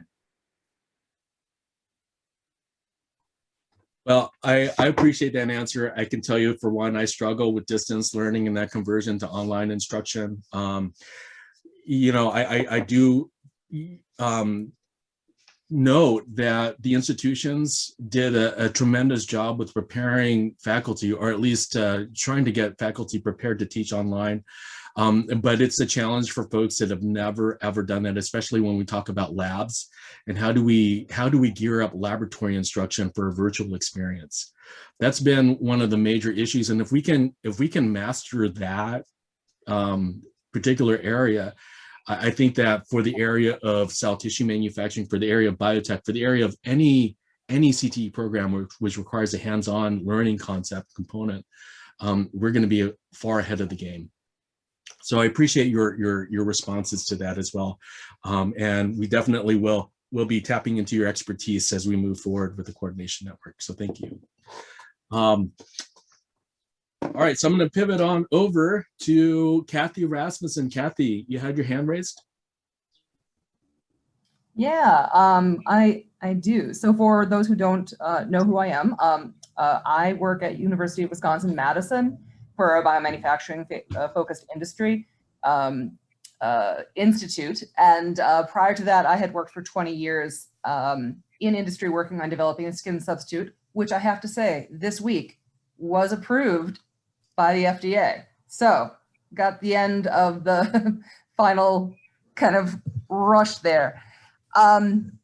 So a couple of things that you had mentioned along the way that speaks to both kind of the accessibility, the online training, as well as kind of this shift as a result of the pandemic, the training opportunities for online and hybrid. When you said kitchen aseptic techniques, I wanted to learn a little bit more about that, because one thing that is equally important beyond the hands-on is the documentation principle.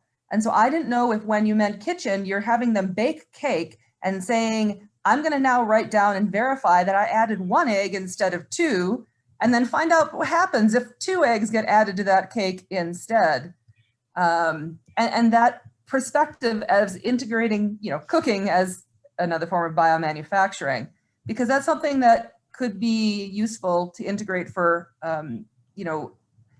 a younger age set and start getting them familiar with these concepts, which kind of gets to me of the next point about how the pandemic is expanding opportunities much more broadly because of this awareness. So yes, we really focus on kind of the big pharma partners and industry partners. However, for many reasons, pandemic included, there are a lot of startups that are now engaged in this area. And it's an opportunity for this community to think about engaging students with this training set at an earlier stage where these companies are doing R&D, because they don't necessarily have the expertise and background of knowing how to institute these types of rigorous systems. They come from potentially academic backgrounds, which is a very different way of thinking about things. So it opens up a new avenue for these students. It broadens out the opportunity because it's a smaller startup. And I think it really can help set up for what's next, because we all know, going with the Wayne Gretzky quote, we need to be projecting what 5, 10, 15 years is from now. And all these startups hopefully are successful. Kathy, I appreciate your response. So in terms of the kitchen stuff, there are a number of us that have used exercises like the popcorn GMP to demonstrate some of these concepts using real world parallels. For what we did, we actually sent out kits to all of the students, and included real media and supplies and reagents and equipment. And they performed aseptic transfer in their kitchen using as aseptic technique as possible. And for the first 3 to 4 weeks, we had 0 contamination. It terrified the students, and Nikolai can attest to that, to the cost of some of the reagents and the actual protocols that they were following, and how important it is to pay attention to detail. So it definitely is a good possibility. It may not be optimal, but it is something that we need to consider. And to address the question brought up by our colleagues, Jason Tucker, it is difficult to think about how to engage students in laboratory environments in an online situation. So I appreciate your comments, Kathy. Thank you very much. Tom, this is Alan. Could I just make a very quick comment? I'm trying to raise my hand, but I'm not finding the icon. I just want to go back. I just want to go back to the virtual learning for a second. I think there's a really intriguing aspect of that we heard from Peter Marks yesterday. During Julie Alexon's superb interview with him, and I urge everyone who didn't see that, go back and look at that. It was absolutely superb. Dr. Marks referenced the fact that given the experience that they've had with COVID, FDA is very much thinking, if not moving ahead, with virtual inspections. So there's an intriguing connection between virtual learning and virtual regulatory compliance. So that's something that I think should be thought about. And sorry to take so much time. My apologies. No, Alan, I appreciate that comment as well. It raises an important issue, which is, we're talking about developing opportunities, and distance learning has come up as one of the major themes over and over again. I have a question for Amanda that might help to shed some light on this, and that is just to get an understanding of instructors or educators that are asked to do this in an online platform versus those that are truly prepared to do this. In the life sciences and the biological sciences, like programs in biotech, we're used to the whole hands-on thing. That's our jam. That's what we do. So to ask someone who is in that mode to now consider how do we do this online is a huge ask. My question is, in your experience, what percentage approximately, maybe, if you can give me a sense of people you've encountered that are truly prepared to deliver effective online instruction? Online instruction in general, it depends on the training that is required, supported by the school, and then own person's intrinsic motivation. For moving to the pandemic, I would say maybe 20% of the faculty were ready to move, at least at my institution. And I ended up meeting faculty and having meetings with institutions around the world, actually. Australia, New Zealand contacted us. And what we learned was that many schools did not have any programs intact to train and support online instruction. And then due to the pandemic, they rushed and quickly adopted, whether it was a paid program from another company or an in-house program, to require faculty to go through some type of training. So in honesty, the pandemic's been great in the sense that our faculty are becoming more diverse and aware of what it takes to make sure students stay engaged and stay on track. But I think there needs to be more regulation and more requirements for online teaching and development. All right, so thank you. And I'm gonna make a little bit of a bridge here between online training and diversity, equity, and inclusion, because I think that there's an important connection here. The connection is that this increases, online training gives us the opportunity to reach a broader audience. We can reach more rural populations. We can reach other populations that don't typically have access to brick and mortar schools. So does anyone have a comment about the idea, or maybe the need, your perceived need, to develop online education that also coincides with accessibility for learning? Because those are things that educators don't oftentimes think about. I'm guilty as one. I don't think about the accessibility side. I just put my PowerPoints up and record a video and it becomes online. We all know that that's not necessarily the best way. But can anyone comment on that connection to accessibility for engaging audiences?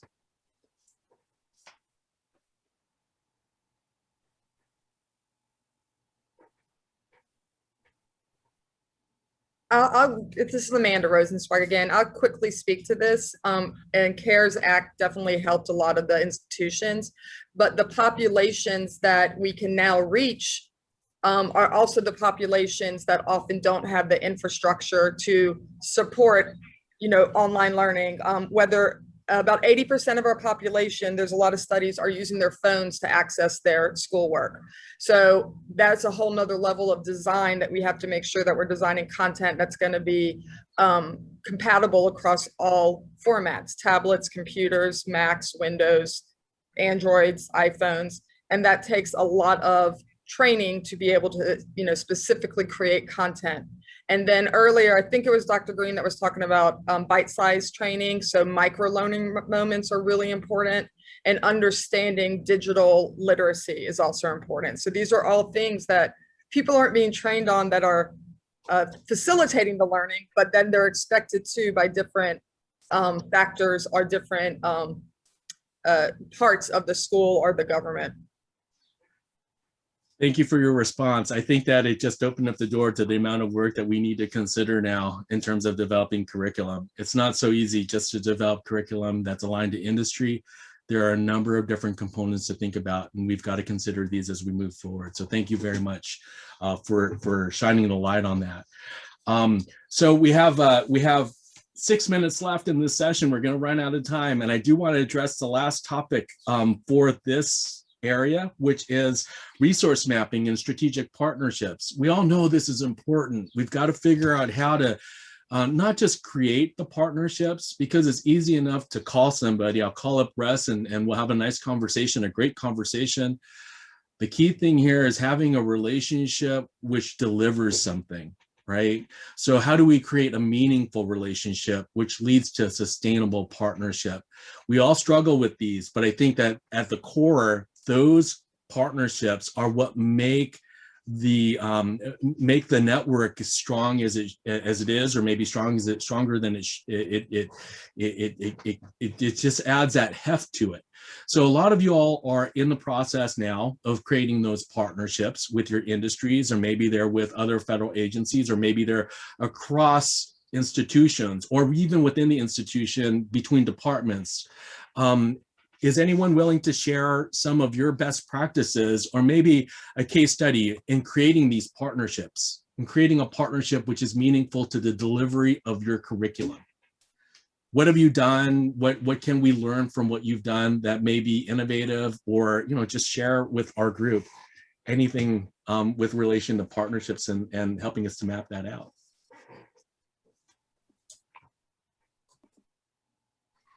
Hey, Tom, can I go? Absolutely. Thanks. So I had a remarkable partnership over the years with Genentech when they were building Vacaville. They invited me down to South San Francisco. I spent a year there talking to 66 subject matter experts, and their input made me design a biomanufacturing program rather than a biotech program. The curriculum was fundamentally different than the curriculum that I had thought of going in. As an example, I thought, oh, I'm going to teach biotech just like in graduate school. I'm going to have students cut DNA with restriction enzymes and put it in a plasmid and transform bacteria. And they said, yeah, not what we do. That's not what we do. You don't even want to touch DNA, protein's the product. So we're going to that's done by PhDs in the Bay Area proper. We're going to hand you cells, grow them up in a bioreactor, have the bioreactor under control, recover the cells, break them open, isolate the protein to purity. It was that partnership produced a fundamentally different curriculum than would have been produced without the partnership. And I think we have to do that again for cell and gene therapy. We need industry to drive the curriculum.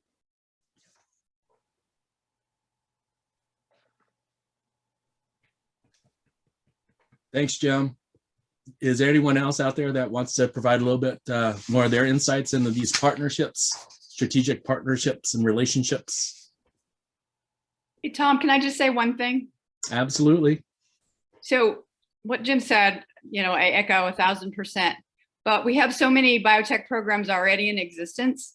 And what I think would be helpful to look at best practices for modifying the ones that we do have into meeting these new skill standards that are so in demand by industry, and the partnership that we would need to develop those. So in other words, baby steps, right? How can we make some small modifications to address industry needs with the programs that already exist? And I apologize because I haven't heard a lot of what this week has, the whole meeting, but maybe that's been addressed. But I think that's something we should consider going forward. Thanks, Jeanette. For those of you guys who don't know, that's Dr. Jeanette Mowry. She's one of the co-PIs on the Coordination Network for Cell Tissue Manufacturing. I think that it's a really important question. I think that those partnerships that you're talking about not only extend to industry, but they extend to within the institutions that we're providing these programs to. A lot of us probably are looking at that saying, I'd like to build these relationships, but I'd have to take something and change the curriculum that exists. And when you do that in an academic institution, you're talking about changing the entire possible scope of a course. So, you know, how do we do this, and who are the right people to talk to about tailoring a course or a program or creating a module that speaks to these skills? I think that those relationships can also oftentimes be contentious as well. So, Hey, Tom, can I just make a comment? First of all, I want to say hi to Jeanette. It's really good to see her. And anytime we bring up the core bioscience skills standards, we have to mention Jeanette, because she was really the person who drove the process to complete those core bioscience skills standards. And so, Jeanette, great to see you. And, you know, but Jeanette, I think that's a perfect example of where we partnered really well with our all sorts of partners. We had an ecosystem to basically develop those skill sets. And, you know, we had it on three fronts. We had it on biomanufacturing, we had it on lab, and we had it on medical devices. Well, you know, before Jeanette could actually do her work with core bioscience skill standards, we had to develop entirely from scratch medical device skill standards. So, you know, the partnership there was done incrementally, baby steps, as Jeanette would say, just by making sure we knew who had the best relationships with medical device companies and so forth and so on. So, you know, it takes a village, but at the same time, you know, you just do, as Jeanette said, you just got to find a way to do those baby steps. And I think one of the ways you do that is you start that contact with, as Jim said, you have to have that contact with your end user, and your end user is, you know, somebody who's going to employ your person, you know, at the end of the day. And so if you're missing that link, you're probably spinning your wheels a little bit. thanks, Russ. I appreciate that comment as well. And on that note, we're 1 minute over time, but I do want to wrap this up with a comment or a perspective from Alan Giacomo, and that is, we need to also consider the inputs, not just in the United States, but on a global scale, right? Those partnerships help us to understand how biotech is influencing the world over. You know, you think about internships or apprenticeship-based programs that are well developed in countries like Germany, other countries that are doing things that are moving the needle for manufacturing, and what can we learn from those best practices? And so, you know, I'm a firm believer that the United States is one of the leads, and obviously the lead, but there's a lot to learn from what we do on a global scale. So on that note, I thank everyone for this quick and very informative session. We're going to take about a 5-minute break to reset our minds and get into workshop session 2. And that workshop session 2 is going to focus on diversity, equity, and inclusion, the alignment of industry and workforce needs, or perhaps the misalignment, and then challenges to these programs for sustainability. So a 5-minute break, folks, and we will be back online to carry out to the very end here. Thank you all for your input.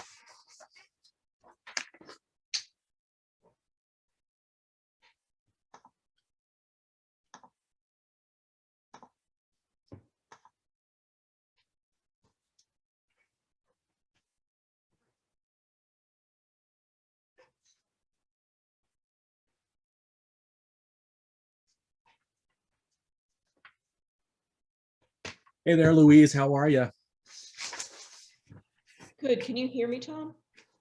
I hear you loud and clear. Okay, excellent. I'm working off a couple laptops. One is video, one is audio.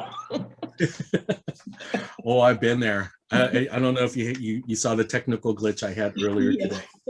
Oh my, you know, my computer just crashed. It just shut down. Oh boy, not good, not good. Hey, Yeah. Great session. Oh, these are great people. I mean, I think that we're all part of the same team here, which is the awesome thing to think about. So yeah. Yes, and our friend Amanda is here with us. How is that king cake? Hi, honey. How are you? Oh, I miss you. I can't wait to see you again. I can't wait to see you again. We have to get a trip organized. Okay. Okay, so just so you guys know, we're still live streaming. Okay. Thanks, Tom. No discussion of adventures or anything like that. No. We gotta stay focused on knowledge, skills, and abilities here. That's right. That's right. Didn't Kathy just talk about baking things? I think that's connected to the king cake in some way. Oh yeah, you're I right. did. I did. Seriously, I was giving some thought to how to focus on documentation in a way where, you know, it's approachable, because documentation skills are the bane of existence for many labs, particularly startups, where they are used to, you know, just the notebook. So Kathy, Lisa Seidman, I think, put together something, Jeanette can speak to this too, for the popcorn GMP exercise, which is pretty awesome, right? To think about process and layout and all this other stuff, but it uses a popcorn. Yeah, I have to learn more about what you guys are doing. I mean, I spend too much of my time in the master's and PhD level student population. So Tom, I think the popcorn GMP thing came from Northeast Manufacturing Center originally. Lisa may have added that. Yeah. Wow. Well, you know, Maggie and Maggie. Yeah. It's from Maggie. Yeah. Maggie, thank you. And also thank you for being here and not being part of that sporting event overseas.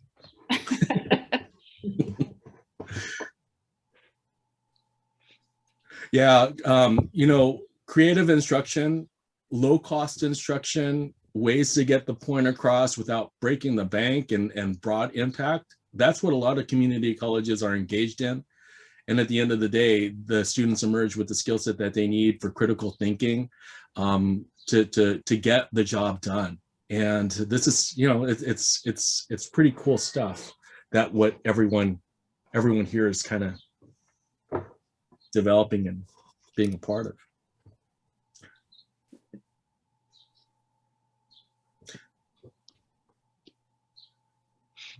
So are we ready to go, Louise? Ready. Okay. Folks, I want to introduce Louise Petruzzella. She's going to be the moderator for this session, and I'll be here to help out as well. It's a great pleasure to introduce Louise. I've been trying to recruit her to the biotech side of the house for many years now.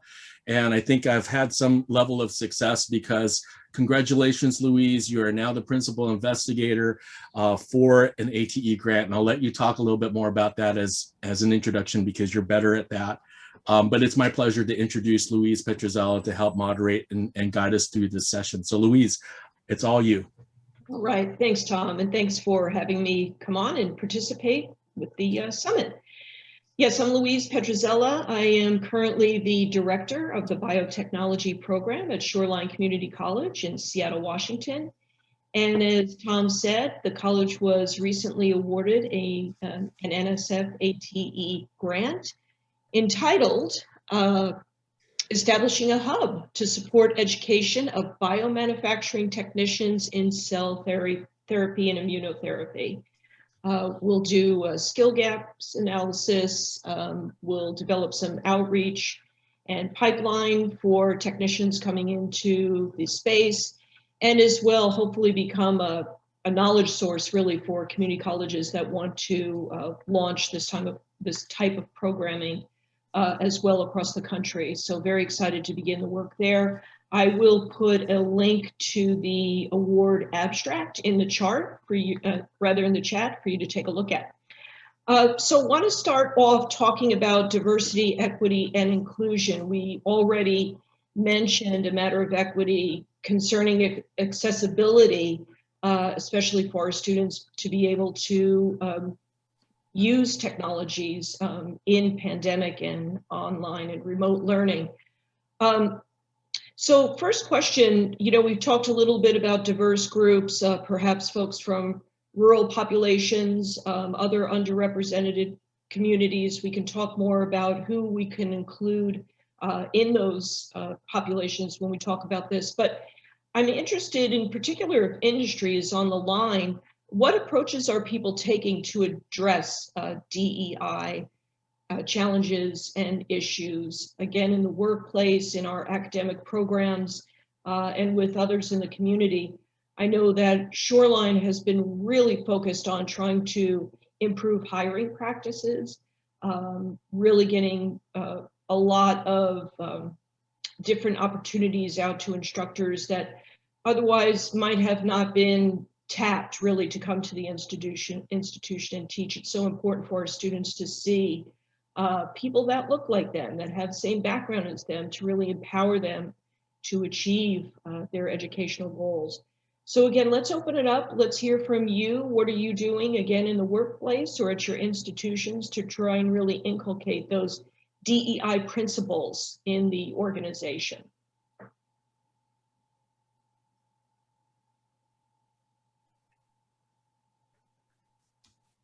So I'll encourage folks that it's a flexible environment here. And originally we were going to go with the hands up icon with Zoom and all that other stuff. I just say we have a pretty respectful group here. So if you want to just unmute and then go ahead and share your thoughts on this, that would be perfectly fine as well.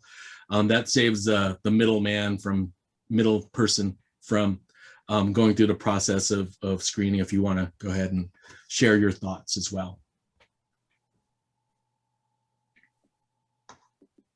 Hey, Tom, if you don't mind, I'll jump in. This is Jim DeClo. The conversation in California is just because you have a diverse community and just because your student body is diverse, and our student body is very diverse, don't assume that your program is going to be diverse. That is, don't passively assume that students will come to you. You need to actively go out and recruit. And so we're trying to recruit in the African-American churches. We're trying to recruit in the Catholic churches. We're trying to recruit in the migrant community. That is, you have to be proactive. You have to be aggressive. You have to go out. Don't just assume that your student body will reflect the community surrounding it. And that's what I'd like to start the discussion with. Thanks, Jim. I will say mirrored too is, as far as hiring practices at the college, you're not going to be successful by putting a job announcement on Indeed and leaving it at that. You have to get into communities of color if that's where you wish to go. You cannot just, again, put up the same old job description and expect that people are going to suddenly be aware of the teaching opportunities, say at the community college. So thanks for sharing that, Jim. Yeah, and I'm thinking on the way, it's sales, not marketing. Yeah. You just like you said, it is not blanket put out an announcement. You have to go to individual people and say, will you apply? You have to go to individual students and say, this is the program for you. It's sales and not marketing.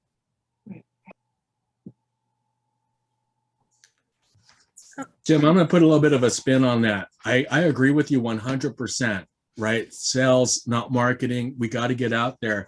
But for a lot of folks that are in the classroom, in the trenches of teaching, time is spread super thin. So to think about dividing time between being in the classroom, developing the curriculum, and then also serving that role with engaging the community for DEI and going out in the marketplace, how the heck do people balance that out? And this is an open question for anyone out there, because I think that we're resource thin, but we're very needful to fulfill these things. So how do people do that? How do you do that in your institution to address that recruitment piece with a perspective on diversity as well?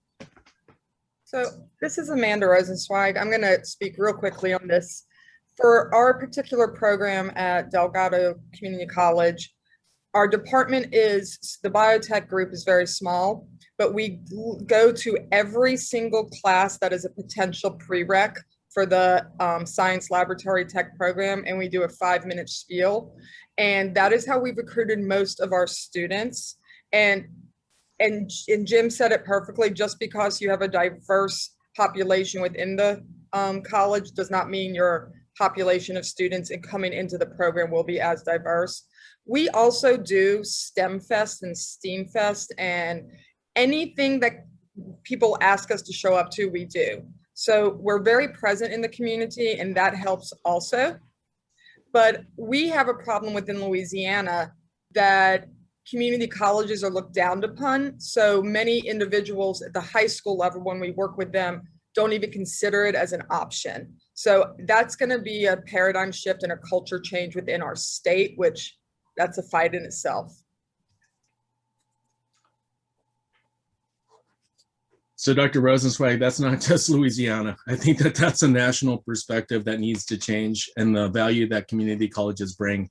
So fortunately, we're seeing that happen, and I totally understand that perspective as well. It's a struggle. It's a very, very big struggle.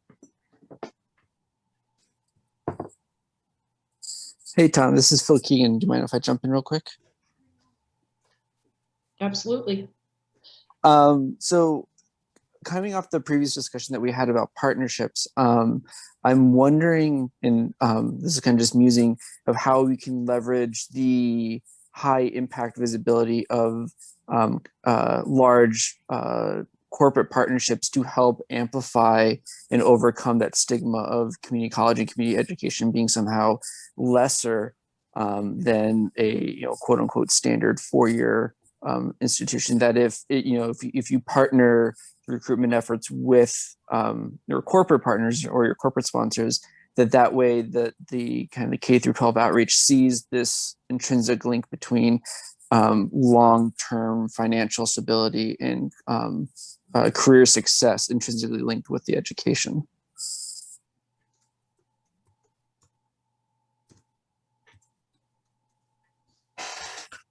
Tom?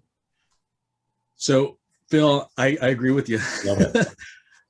Yeah, industry validation is the biggest thing that we can do, and we can secure. So let's continue thinking about that. Russ, are you in?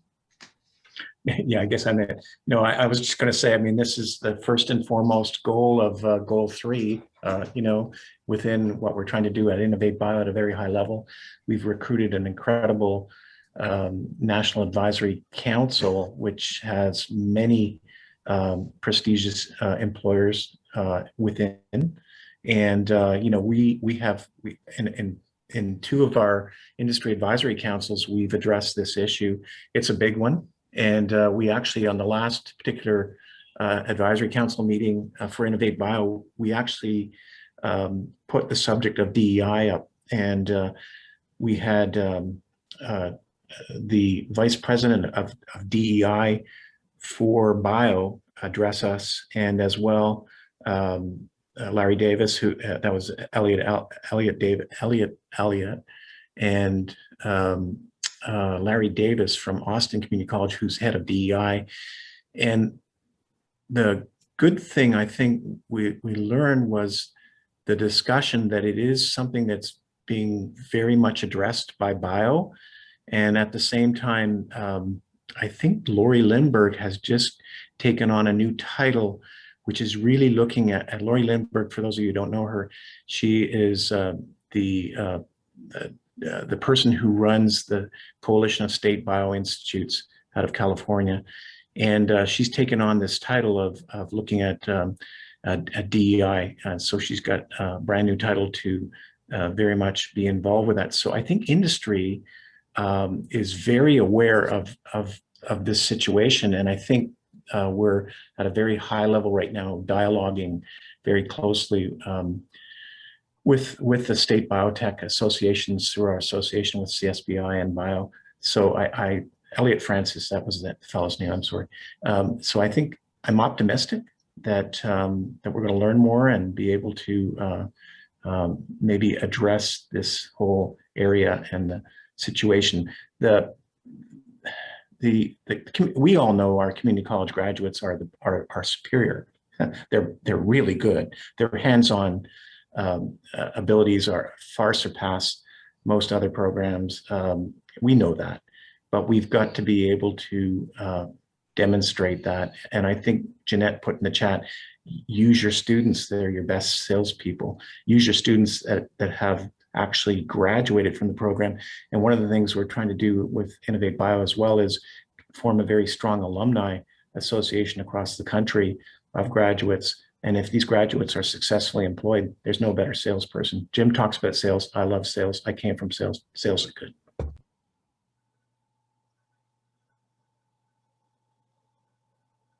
Thanks, Russ. There was a comment in the chat earlier. I think Amanda dropped in about certainly having our students be the best picture for our programs, but have there been incidents where perhaps a student underperformed at one of the companies after being hired? What kind of conversation can you have with industry if something like that happens? Has anybody experienced a situation, and what was the solution there?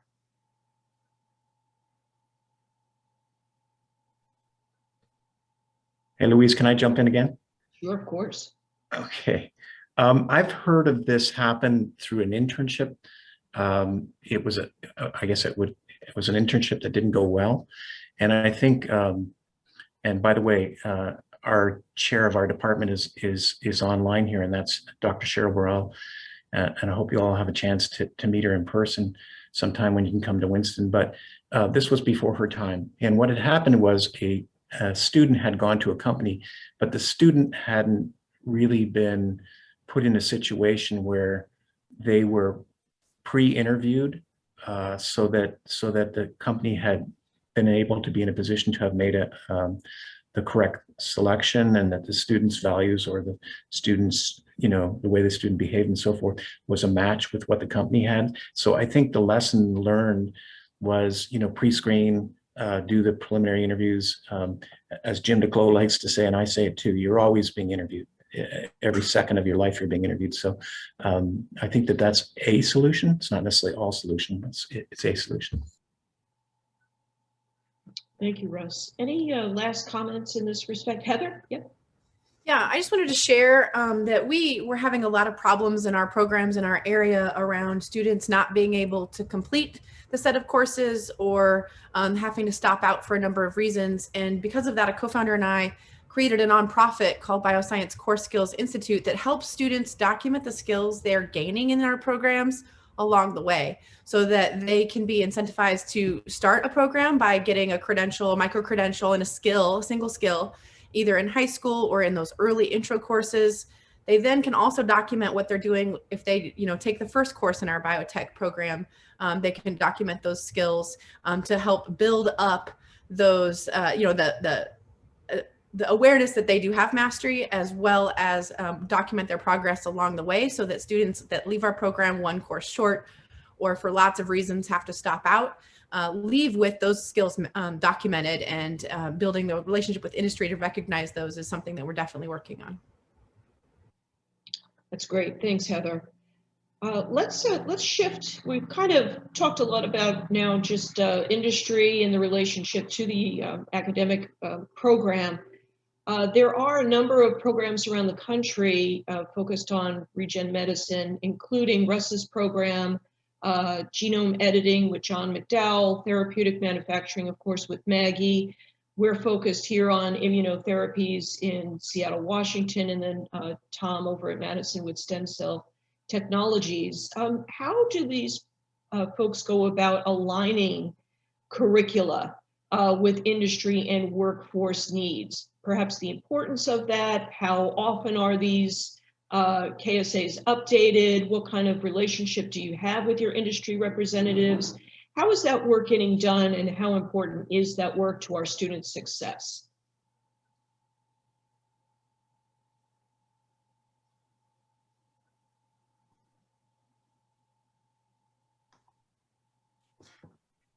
Hey, Louise, I'm going to start off here by just saying that it's not, it's very much unlike your typical or your standard biotechnology courses when you're talking about course or program in emerging technologies. And that's got to be recognized first off, because it takes a lot of constant revision, constant monitoring of what the industries are doing. Where are they going? How do we change curriculum to match industry needs? And it's a different type of approach altogether. as opposed to something like your cell biology courses or your maybe a protein purification course, which are staple, they're important, they're critical. But in emerging technology space, one of the most difficult things is really keeping up with what's happening in the industry. When things change in industry, how do we pivot with these programs? Right? That takes an enormous amount of effort and work that is above and beyond the already heavy workload that a lot of us experience in the classroom and in preparation of our daily teaching routines. So I for one struggle with that component, and it causes a lot of sleepless nights in preparation for teaching an emerging technology. But at the same time, the reward justifies the amount of work here. So I asked the other folks who are doing very much the same in these emerging areas, how do you balance all of that out and address industry needs and maintain your own sanity with life and work-life balance? Well, I'll jump in. I don't know if I've mastered the sanity part of everything, but I will say that we've worked really hard in Seattle to, Jim mentioned, I think it's Jim mentioned the mandatory advisory committee meetings every 6 months. Here in Washington, I think it's optional, but we meet with our industry committee 3 times a year, once per quarter out here. And it's necessary, especially in this area with a huge exponential growth along biomanufacturing. You know, we've had a traditional biotech program for a couple of decades in place here, but again, we're trying to ride the wave as companies are growing. Demand is increasing here in the area for biomanufacturing. So we do need to meet with these folks often. We're always thinking about how we can keep in communication with them via maybe a special subcommittee, a focus group, a listening session, things like that, because we do need constant input. So again, we can update the curricula, ensure that our students are going to be set up for success as they move out into the workplace. Louise, this is Maggie, if I can comment on that. Absolutely. So what others can do as well is, check out the skill standards that others have worked on. So the WeBet grant that Jim described is a perfect example of that. So we brought together 27 industry partners across 6 regions in the US to create these skill standards for cell and gene therapy technicians. And we want to disseminate them to programs. We don't want everyone having to come up with these skill standards and curricula by themselves or on their own. As Tom mentioned, we're already, at capacity of what we can do. So I would, encourage others to go to Innovate Bio MBC2 and these ATE centers to look at the skill standards that have already been created and updated and start there with their curriculum in addition to their local industry partners. Great point, Maggie. Thank you. I know that doing the work here out at Shoreline, we absolutely have looked at the work that had been done prior, and it certainly makes it much more efficient for us then to move forward. Well, I have a quick question that maybe Louise can speak to. Obviously, the industry partners have internal training programs for onboarding staff. I've been involved in crafting those for the company I was with earlier. Do you think that the industry partners that you are engaging with, the individuals that are part of a committee and thinking more broadly about policy, might be one step removed from the people who are engaged in the direct training? And is there any way you can leverage some of those internal training programs, bring them out in a partnership way where it's directly applicable for what the current onboarding is for those industry partners? Yeah, thank you, Kathy. As a matter of fact, I'll highlight, we just did, we're finishing out a Nimble project between, the partnership is between Shoreline and BMS. And actually, the project focuses on relieving BMS of some of that internal training. So we developed a couple of courses. I know you mentioned documentation, one focusing on that very technical writing, and the other focusing on training up these, not necessarily entry level, but certainly incumbent workers to focus on learning about the equipment, further understanding in environmental monitoring. So the company is looking to Shoreline to take their incumbent workers, train them up in a couple of subjects, few topics, and then they can continue their career progression in the company. So I think that's possible. Again, we were funded with a NIMBLE award to do that very work. We're ready to launch a cell and gene therapy technician training for BMS workers in the fall. So there's some hope there.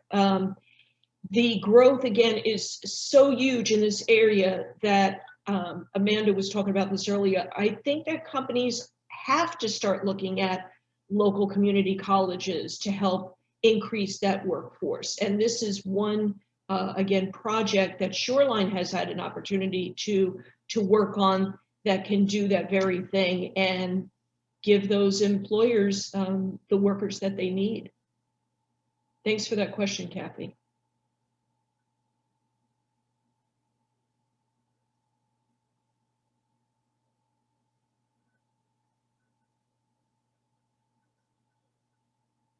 Anybody else want to talk about the relationship with industry and keeping that curricula fresh?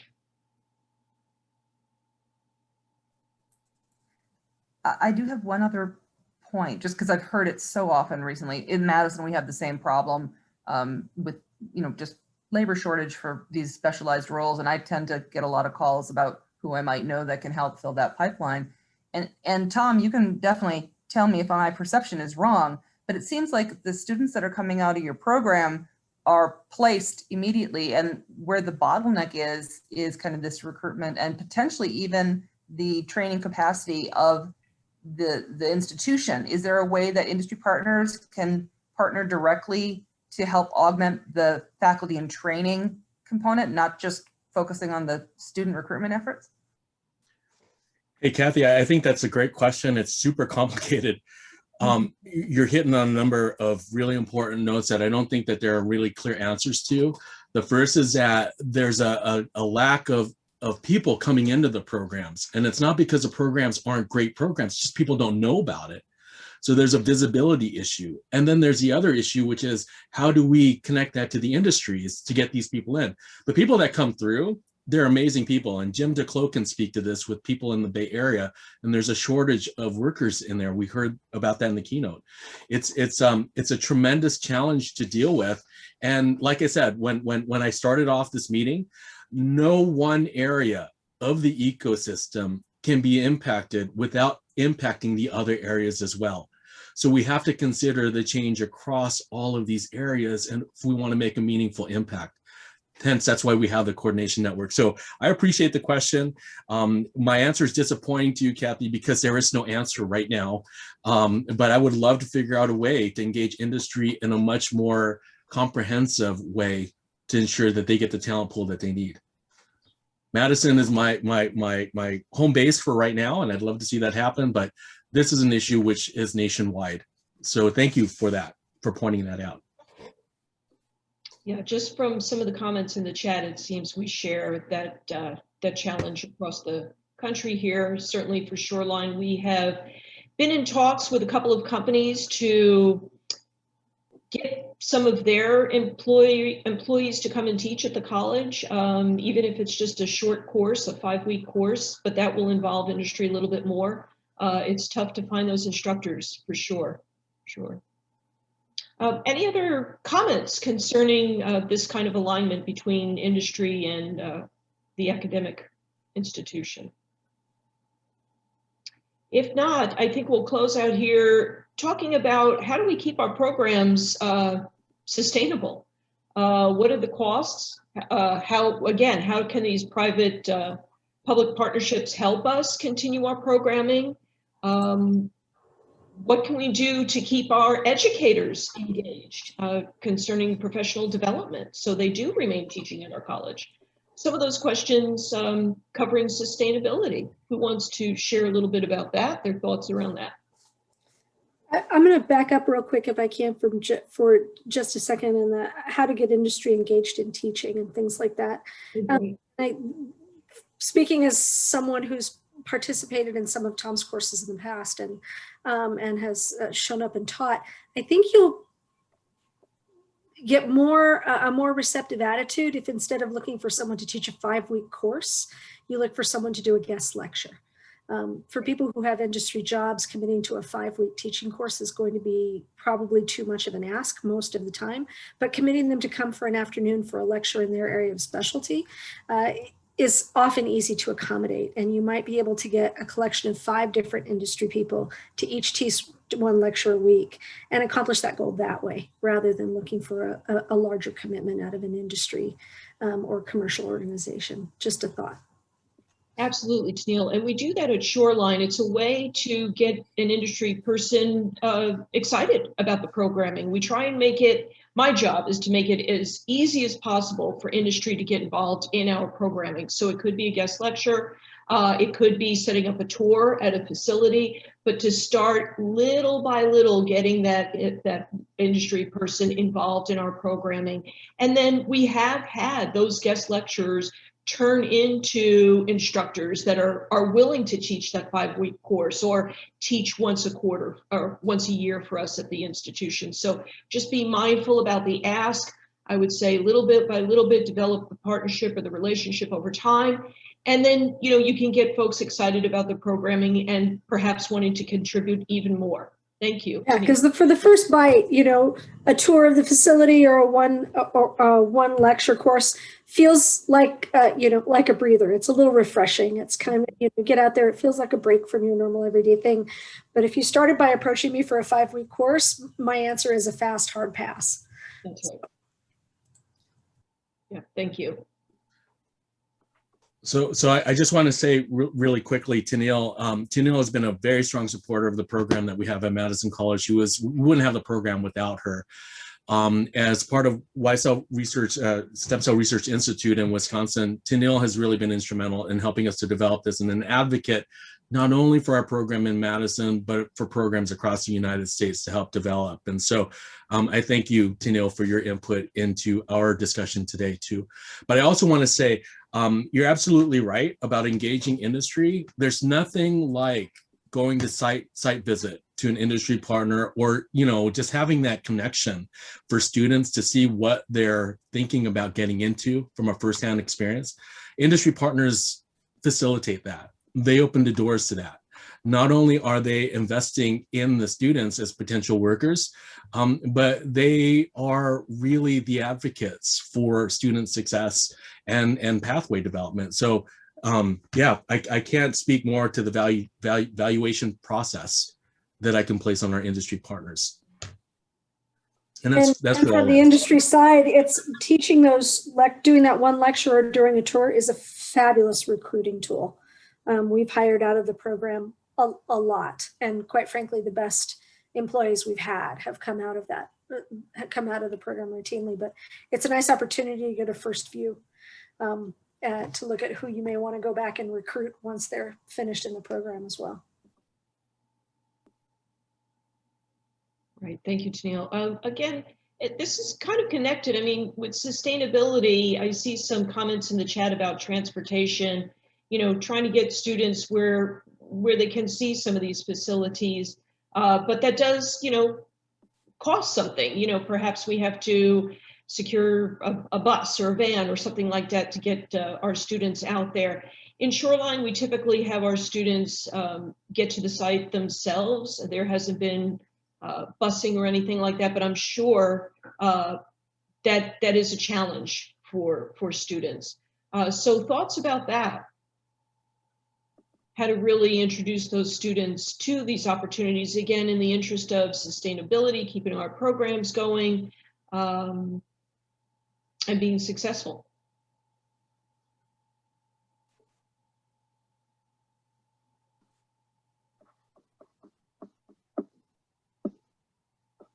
Yeah, Kathy asks, could the industry partner not sponsor the field trip? Absolutely. Again, not with transportation here in Shoreline. That hasn't been my experience. But what's nice is Many of our partners host a lunch. We'll have students do perhaps a job shadow for a half a day and then have a nice lunch with some presentations and introduction to the company. So again, in my experience, industry has been really generous with our students and has helped to support the effort here.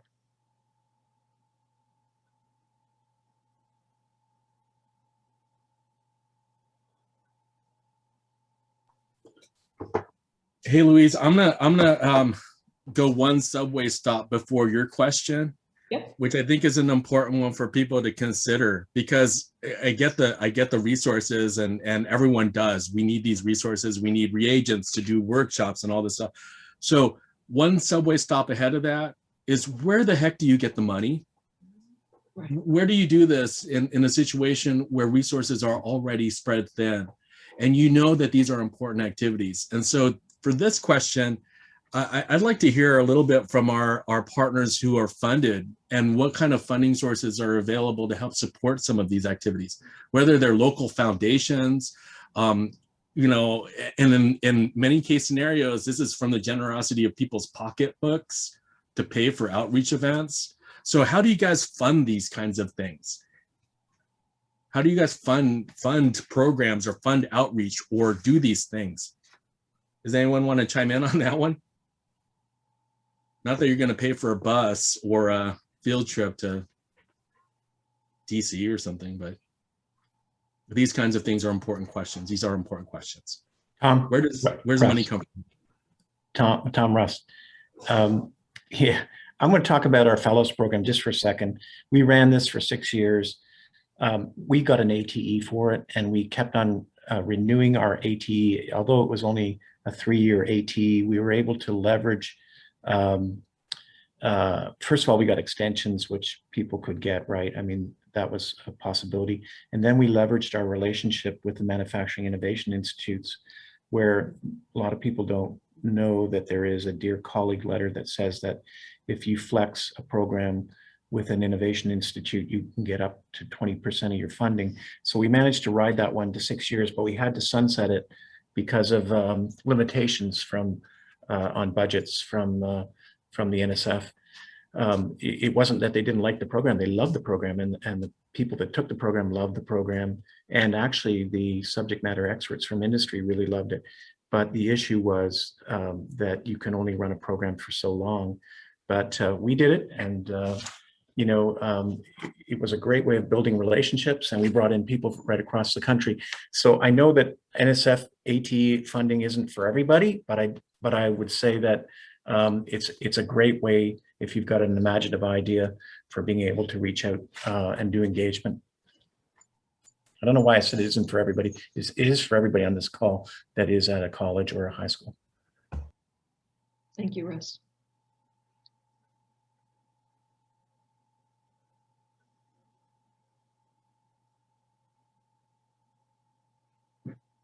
Any other ideas on the line?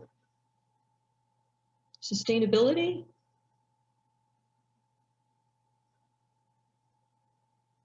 What about connecting faculty to professional development opportunities that will excite faculty and keep them involved? I noticed someone said in the chat, boy, when a faculty member leaves, perhaps the program may close. So how do we keep our faculty beyond retirement, but how do we keep them engaged? And what kind of professional development opportunities have folks participated in? I know recently Innovate Bio did a biomanufacturing workshop a couple of times a year for 2 days per workshop. And I rallied the troops, and we had, I think, 5 people from Shoreline participating in that manufacturing workshop, and it was very exciting. It was no cost and really invigorated the faculty. Amanda, I see you have your hand up. Hi, I was just going to say faculty professional development, it's tough with the community college teachers because their job is to teach. So they're, you know, very busy, very spread thin. But we've been very fortunate in bringing in people to train for 1-day workshops, 3-day workshops. And a lot of times they're for the students, but the faculty can join in and they can learn. And then these types of symposiums and workshops or webinars and conferences are wonderful ways for faculty to get involved. And oftentimes you can find sponsorship. So you're not having to, spend the money to support faculty keeping up on the most recent and cutting edge technology and processes. Thanks, Amanda. I'll mention too, I certainly have been involved with the NSF ATE community where there have been workshops for local high school teachers, different institutes, be it in renewable energy or biotechnology, that gets the high school teachers on campus working with current faculty at the community college. And that is a way to open up and develop a pipeline and keep our programs sustainable in fashion as well. Tom? So I'm gonna put an idea out there, and I think that it's a good one, maybe, and people can chime in. What about the idea, Russ, of a leadership institute? So I'm just egging Russ on because I think that this is an important way that the community has already started to address leadership issues. So you know what, Tom? I'm not going to take the bait on that because Amanda's on, and so is Heather, and they can speak to that better than we can. So Heather and Amanda, would you like to say anything about the, just one effort, as an example of one effort of what the community is doing? Actually, I see Sheila's on too. So, I mean, there's a lot on, Tom. Yeah, I could speak to this. I come from Wabanzi Community College, which is in the prairie, the Midwest. We are 20 miles off Chicago to the west. And we had a beautiful biotech program that we got started using some labor grants. But then we had to sort of shut it down a little bit because we couldn't get the industry partners. And this Leadership Institute has been fantastic because now this is probably what I needed 10 years ago, but it's back here again and going through those reports, reading some of those leadership material, and especially listening to the webinars. I think it's fantastic. And I also wanted to chime in that the Innovate Bio had beautiful webinars on asynchronous teaching, on biotech during the pandemic. And it kept me alive. It kept me ticking because the pandemic was tough for many of us working from home, doing remote work. So I think this is the place we are, but I just need to figure out how to strengthen these bonds so that it's more sustainable once we all jump into face-to-face. Right, great comments, Sheila, appreciate that. So I think we're closing in on our time. If there's nothing else, I'll turn it back to Tom to kind of wrap things up for us this afternoon. Thank you so much. Thanks, Louise. And thank you everyone for your thoughtful comments and for sharing out. Just a little bit of a follow-up to what Sheila was talking about and what I was prefacing with the Leadership Institute. So Innovate Bio, with really the lead from Russ, has developed a Bioscience Leadership Institute, which is designed to help with that issue of sustainability of programs, to get the leaders out there that have a very solid background in industry understanding and how to approach these with a live case study type approach as well. So these issues we've heard about for years and years, and it's great to see action like what Russ is involved with for the Leadership Institute and Innovate Bio really deliver on some of these basic and most important needs to sustain our community. Now, I bring Innovate Bio up, and I also bring the Manufacturing Innovation Institutes up, and ERIS, and you name it. All of these different organizations that represent entities that are strong entities on their own, but yet we can create more with the way that we can partner, the way that we can share our resources and work together. That's the crux of the coordination network. We're not reinventing anything. We're not doing anything more than bringing about an awareness of what those resources are and pulling them together for a community so that the industries can grow. I don't know how many of you guys might have been out there looking for curriculum, maybe having to design something from scratch, and it's a real pain sometimes. In the area of regenerative medicine, stem cells, tissue manufacturing, bioindustrial manufacturing, these new areas, it becomes even a greater issue with developing meaningful industry-driven curriculum. The coordination network exists to provide those experiences and provide those resources. And as a matter of fact, we work hand in hand with Innovate Bio, with the ERCs, Engineering Research Centers that are supported by NSF, with all of these different entities and organizations that are vesting in the same process. Hence, that's why we're a coordination network. So we bring everyone together with the concept of developing that unified voice. And I appreciate everyone on this 3-hour marathon of an event today. I would implore you all to consider attending our in-person meeting come next year, 12 months from now, keep our fingers crossed. That meeting venue, we hope, will be an in-person meeting venue in San Francisco, and it'll be coordinated with our partnerships with Jim DeClos and with Skyline Community College, with Nick Cap, so that we can get a better understanding of what products and deliverables and resources we pull together as part of this coordination network.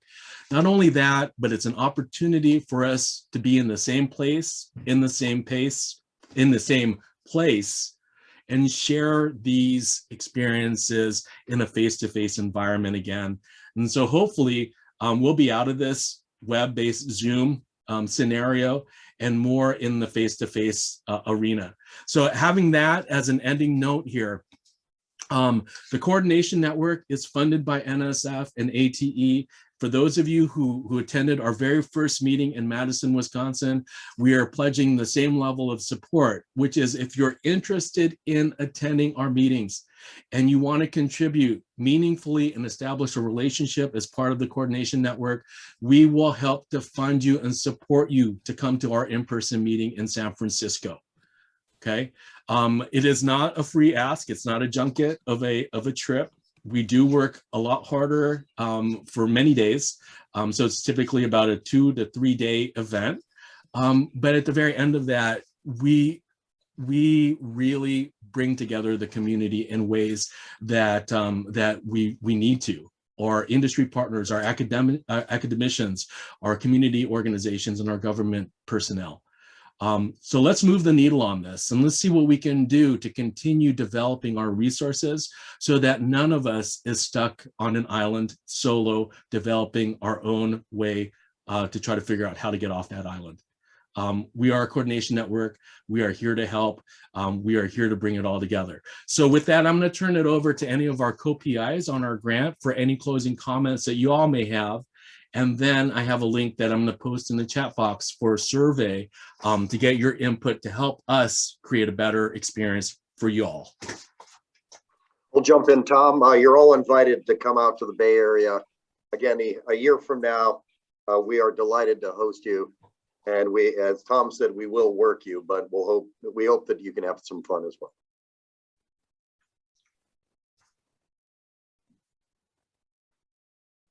Okay, so Jim, just as a side note, Jim has an award-winning beer that he brews, and I hope that you gotta make some of that. So when we come out, it'll be one of our perks and stuff. So. We will. The beer has green fluorescent protein in it, and so it'll glow. So totally biotech.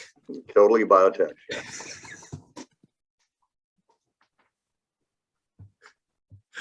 All right, our folks. Jeanette, do you have any comments that you want to add? Lisa, if you're still on the line. Great job, Tom. It was great to see everybody. Some people, your faces, and I can't wait to see everyone in person. I am so sick of Zoom. So anyway, please. Yep. Yeah, same thing. It'll be nice to see everybody. Thanks for coming, everybody. Hey, Tom, this is Bernie. I just wanted to thank the whole network and you and the team for this wonderful session that I'm glad I sat in at least half of it and I learned things. And I want to invite everyone at 7 p.m. Eastern Daylight Time, tune into the awards ceremony, hear from Nancy Pelosi, STEMI the Stem Cells, Seth Rogen, and tremendous folks that are getting honored tonight.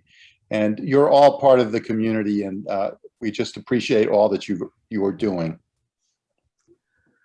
Bernie, I appreciate our partnership. our very meaningful partnership with the Regenerative Medicine Foundation and the opportunity to add this event onto the World Stem Cell Summit. I think that it's been an important event for us and our community, and I appreciate your advocacy for workforce development.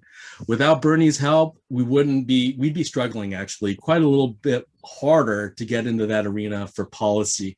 And so we appreciate your contribution, Janet Marchabroda's contribution, and the partnership that we have with the Regenerative Medicine Foundation. So thank you very much, everyone, and thank you all for attending. My last note is that for many of the folks here, we're part of a close community. And I want to make also one announcement about the coordination network and just a transition. So for those of you who have been along for the ride, my position at Madison College is now coming to an end, a very happy end. And I'm taking a position as a Chief Workforce Development Officer for Biomed. So that entails a movement up to Minnesota and involvement in bioindustrial manufacturing. Having said that, I'm still going to maintain a very, very close relationship with all of our partners in the area of stem cells and regenerative medicine, tissue manufacturing, workforce development, and what we covered today.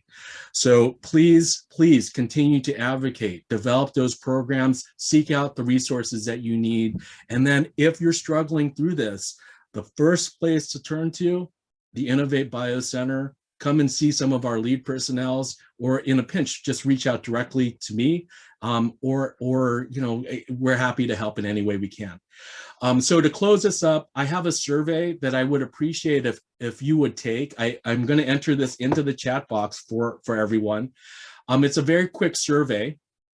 And this would help us to direct our process and get things set so that next year's event, and as we move through the next 12 months, are more directed towards the needs that you guys have identified or your specific input.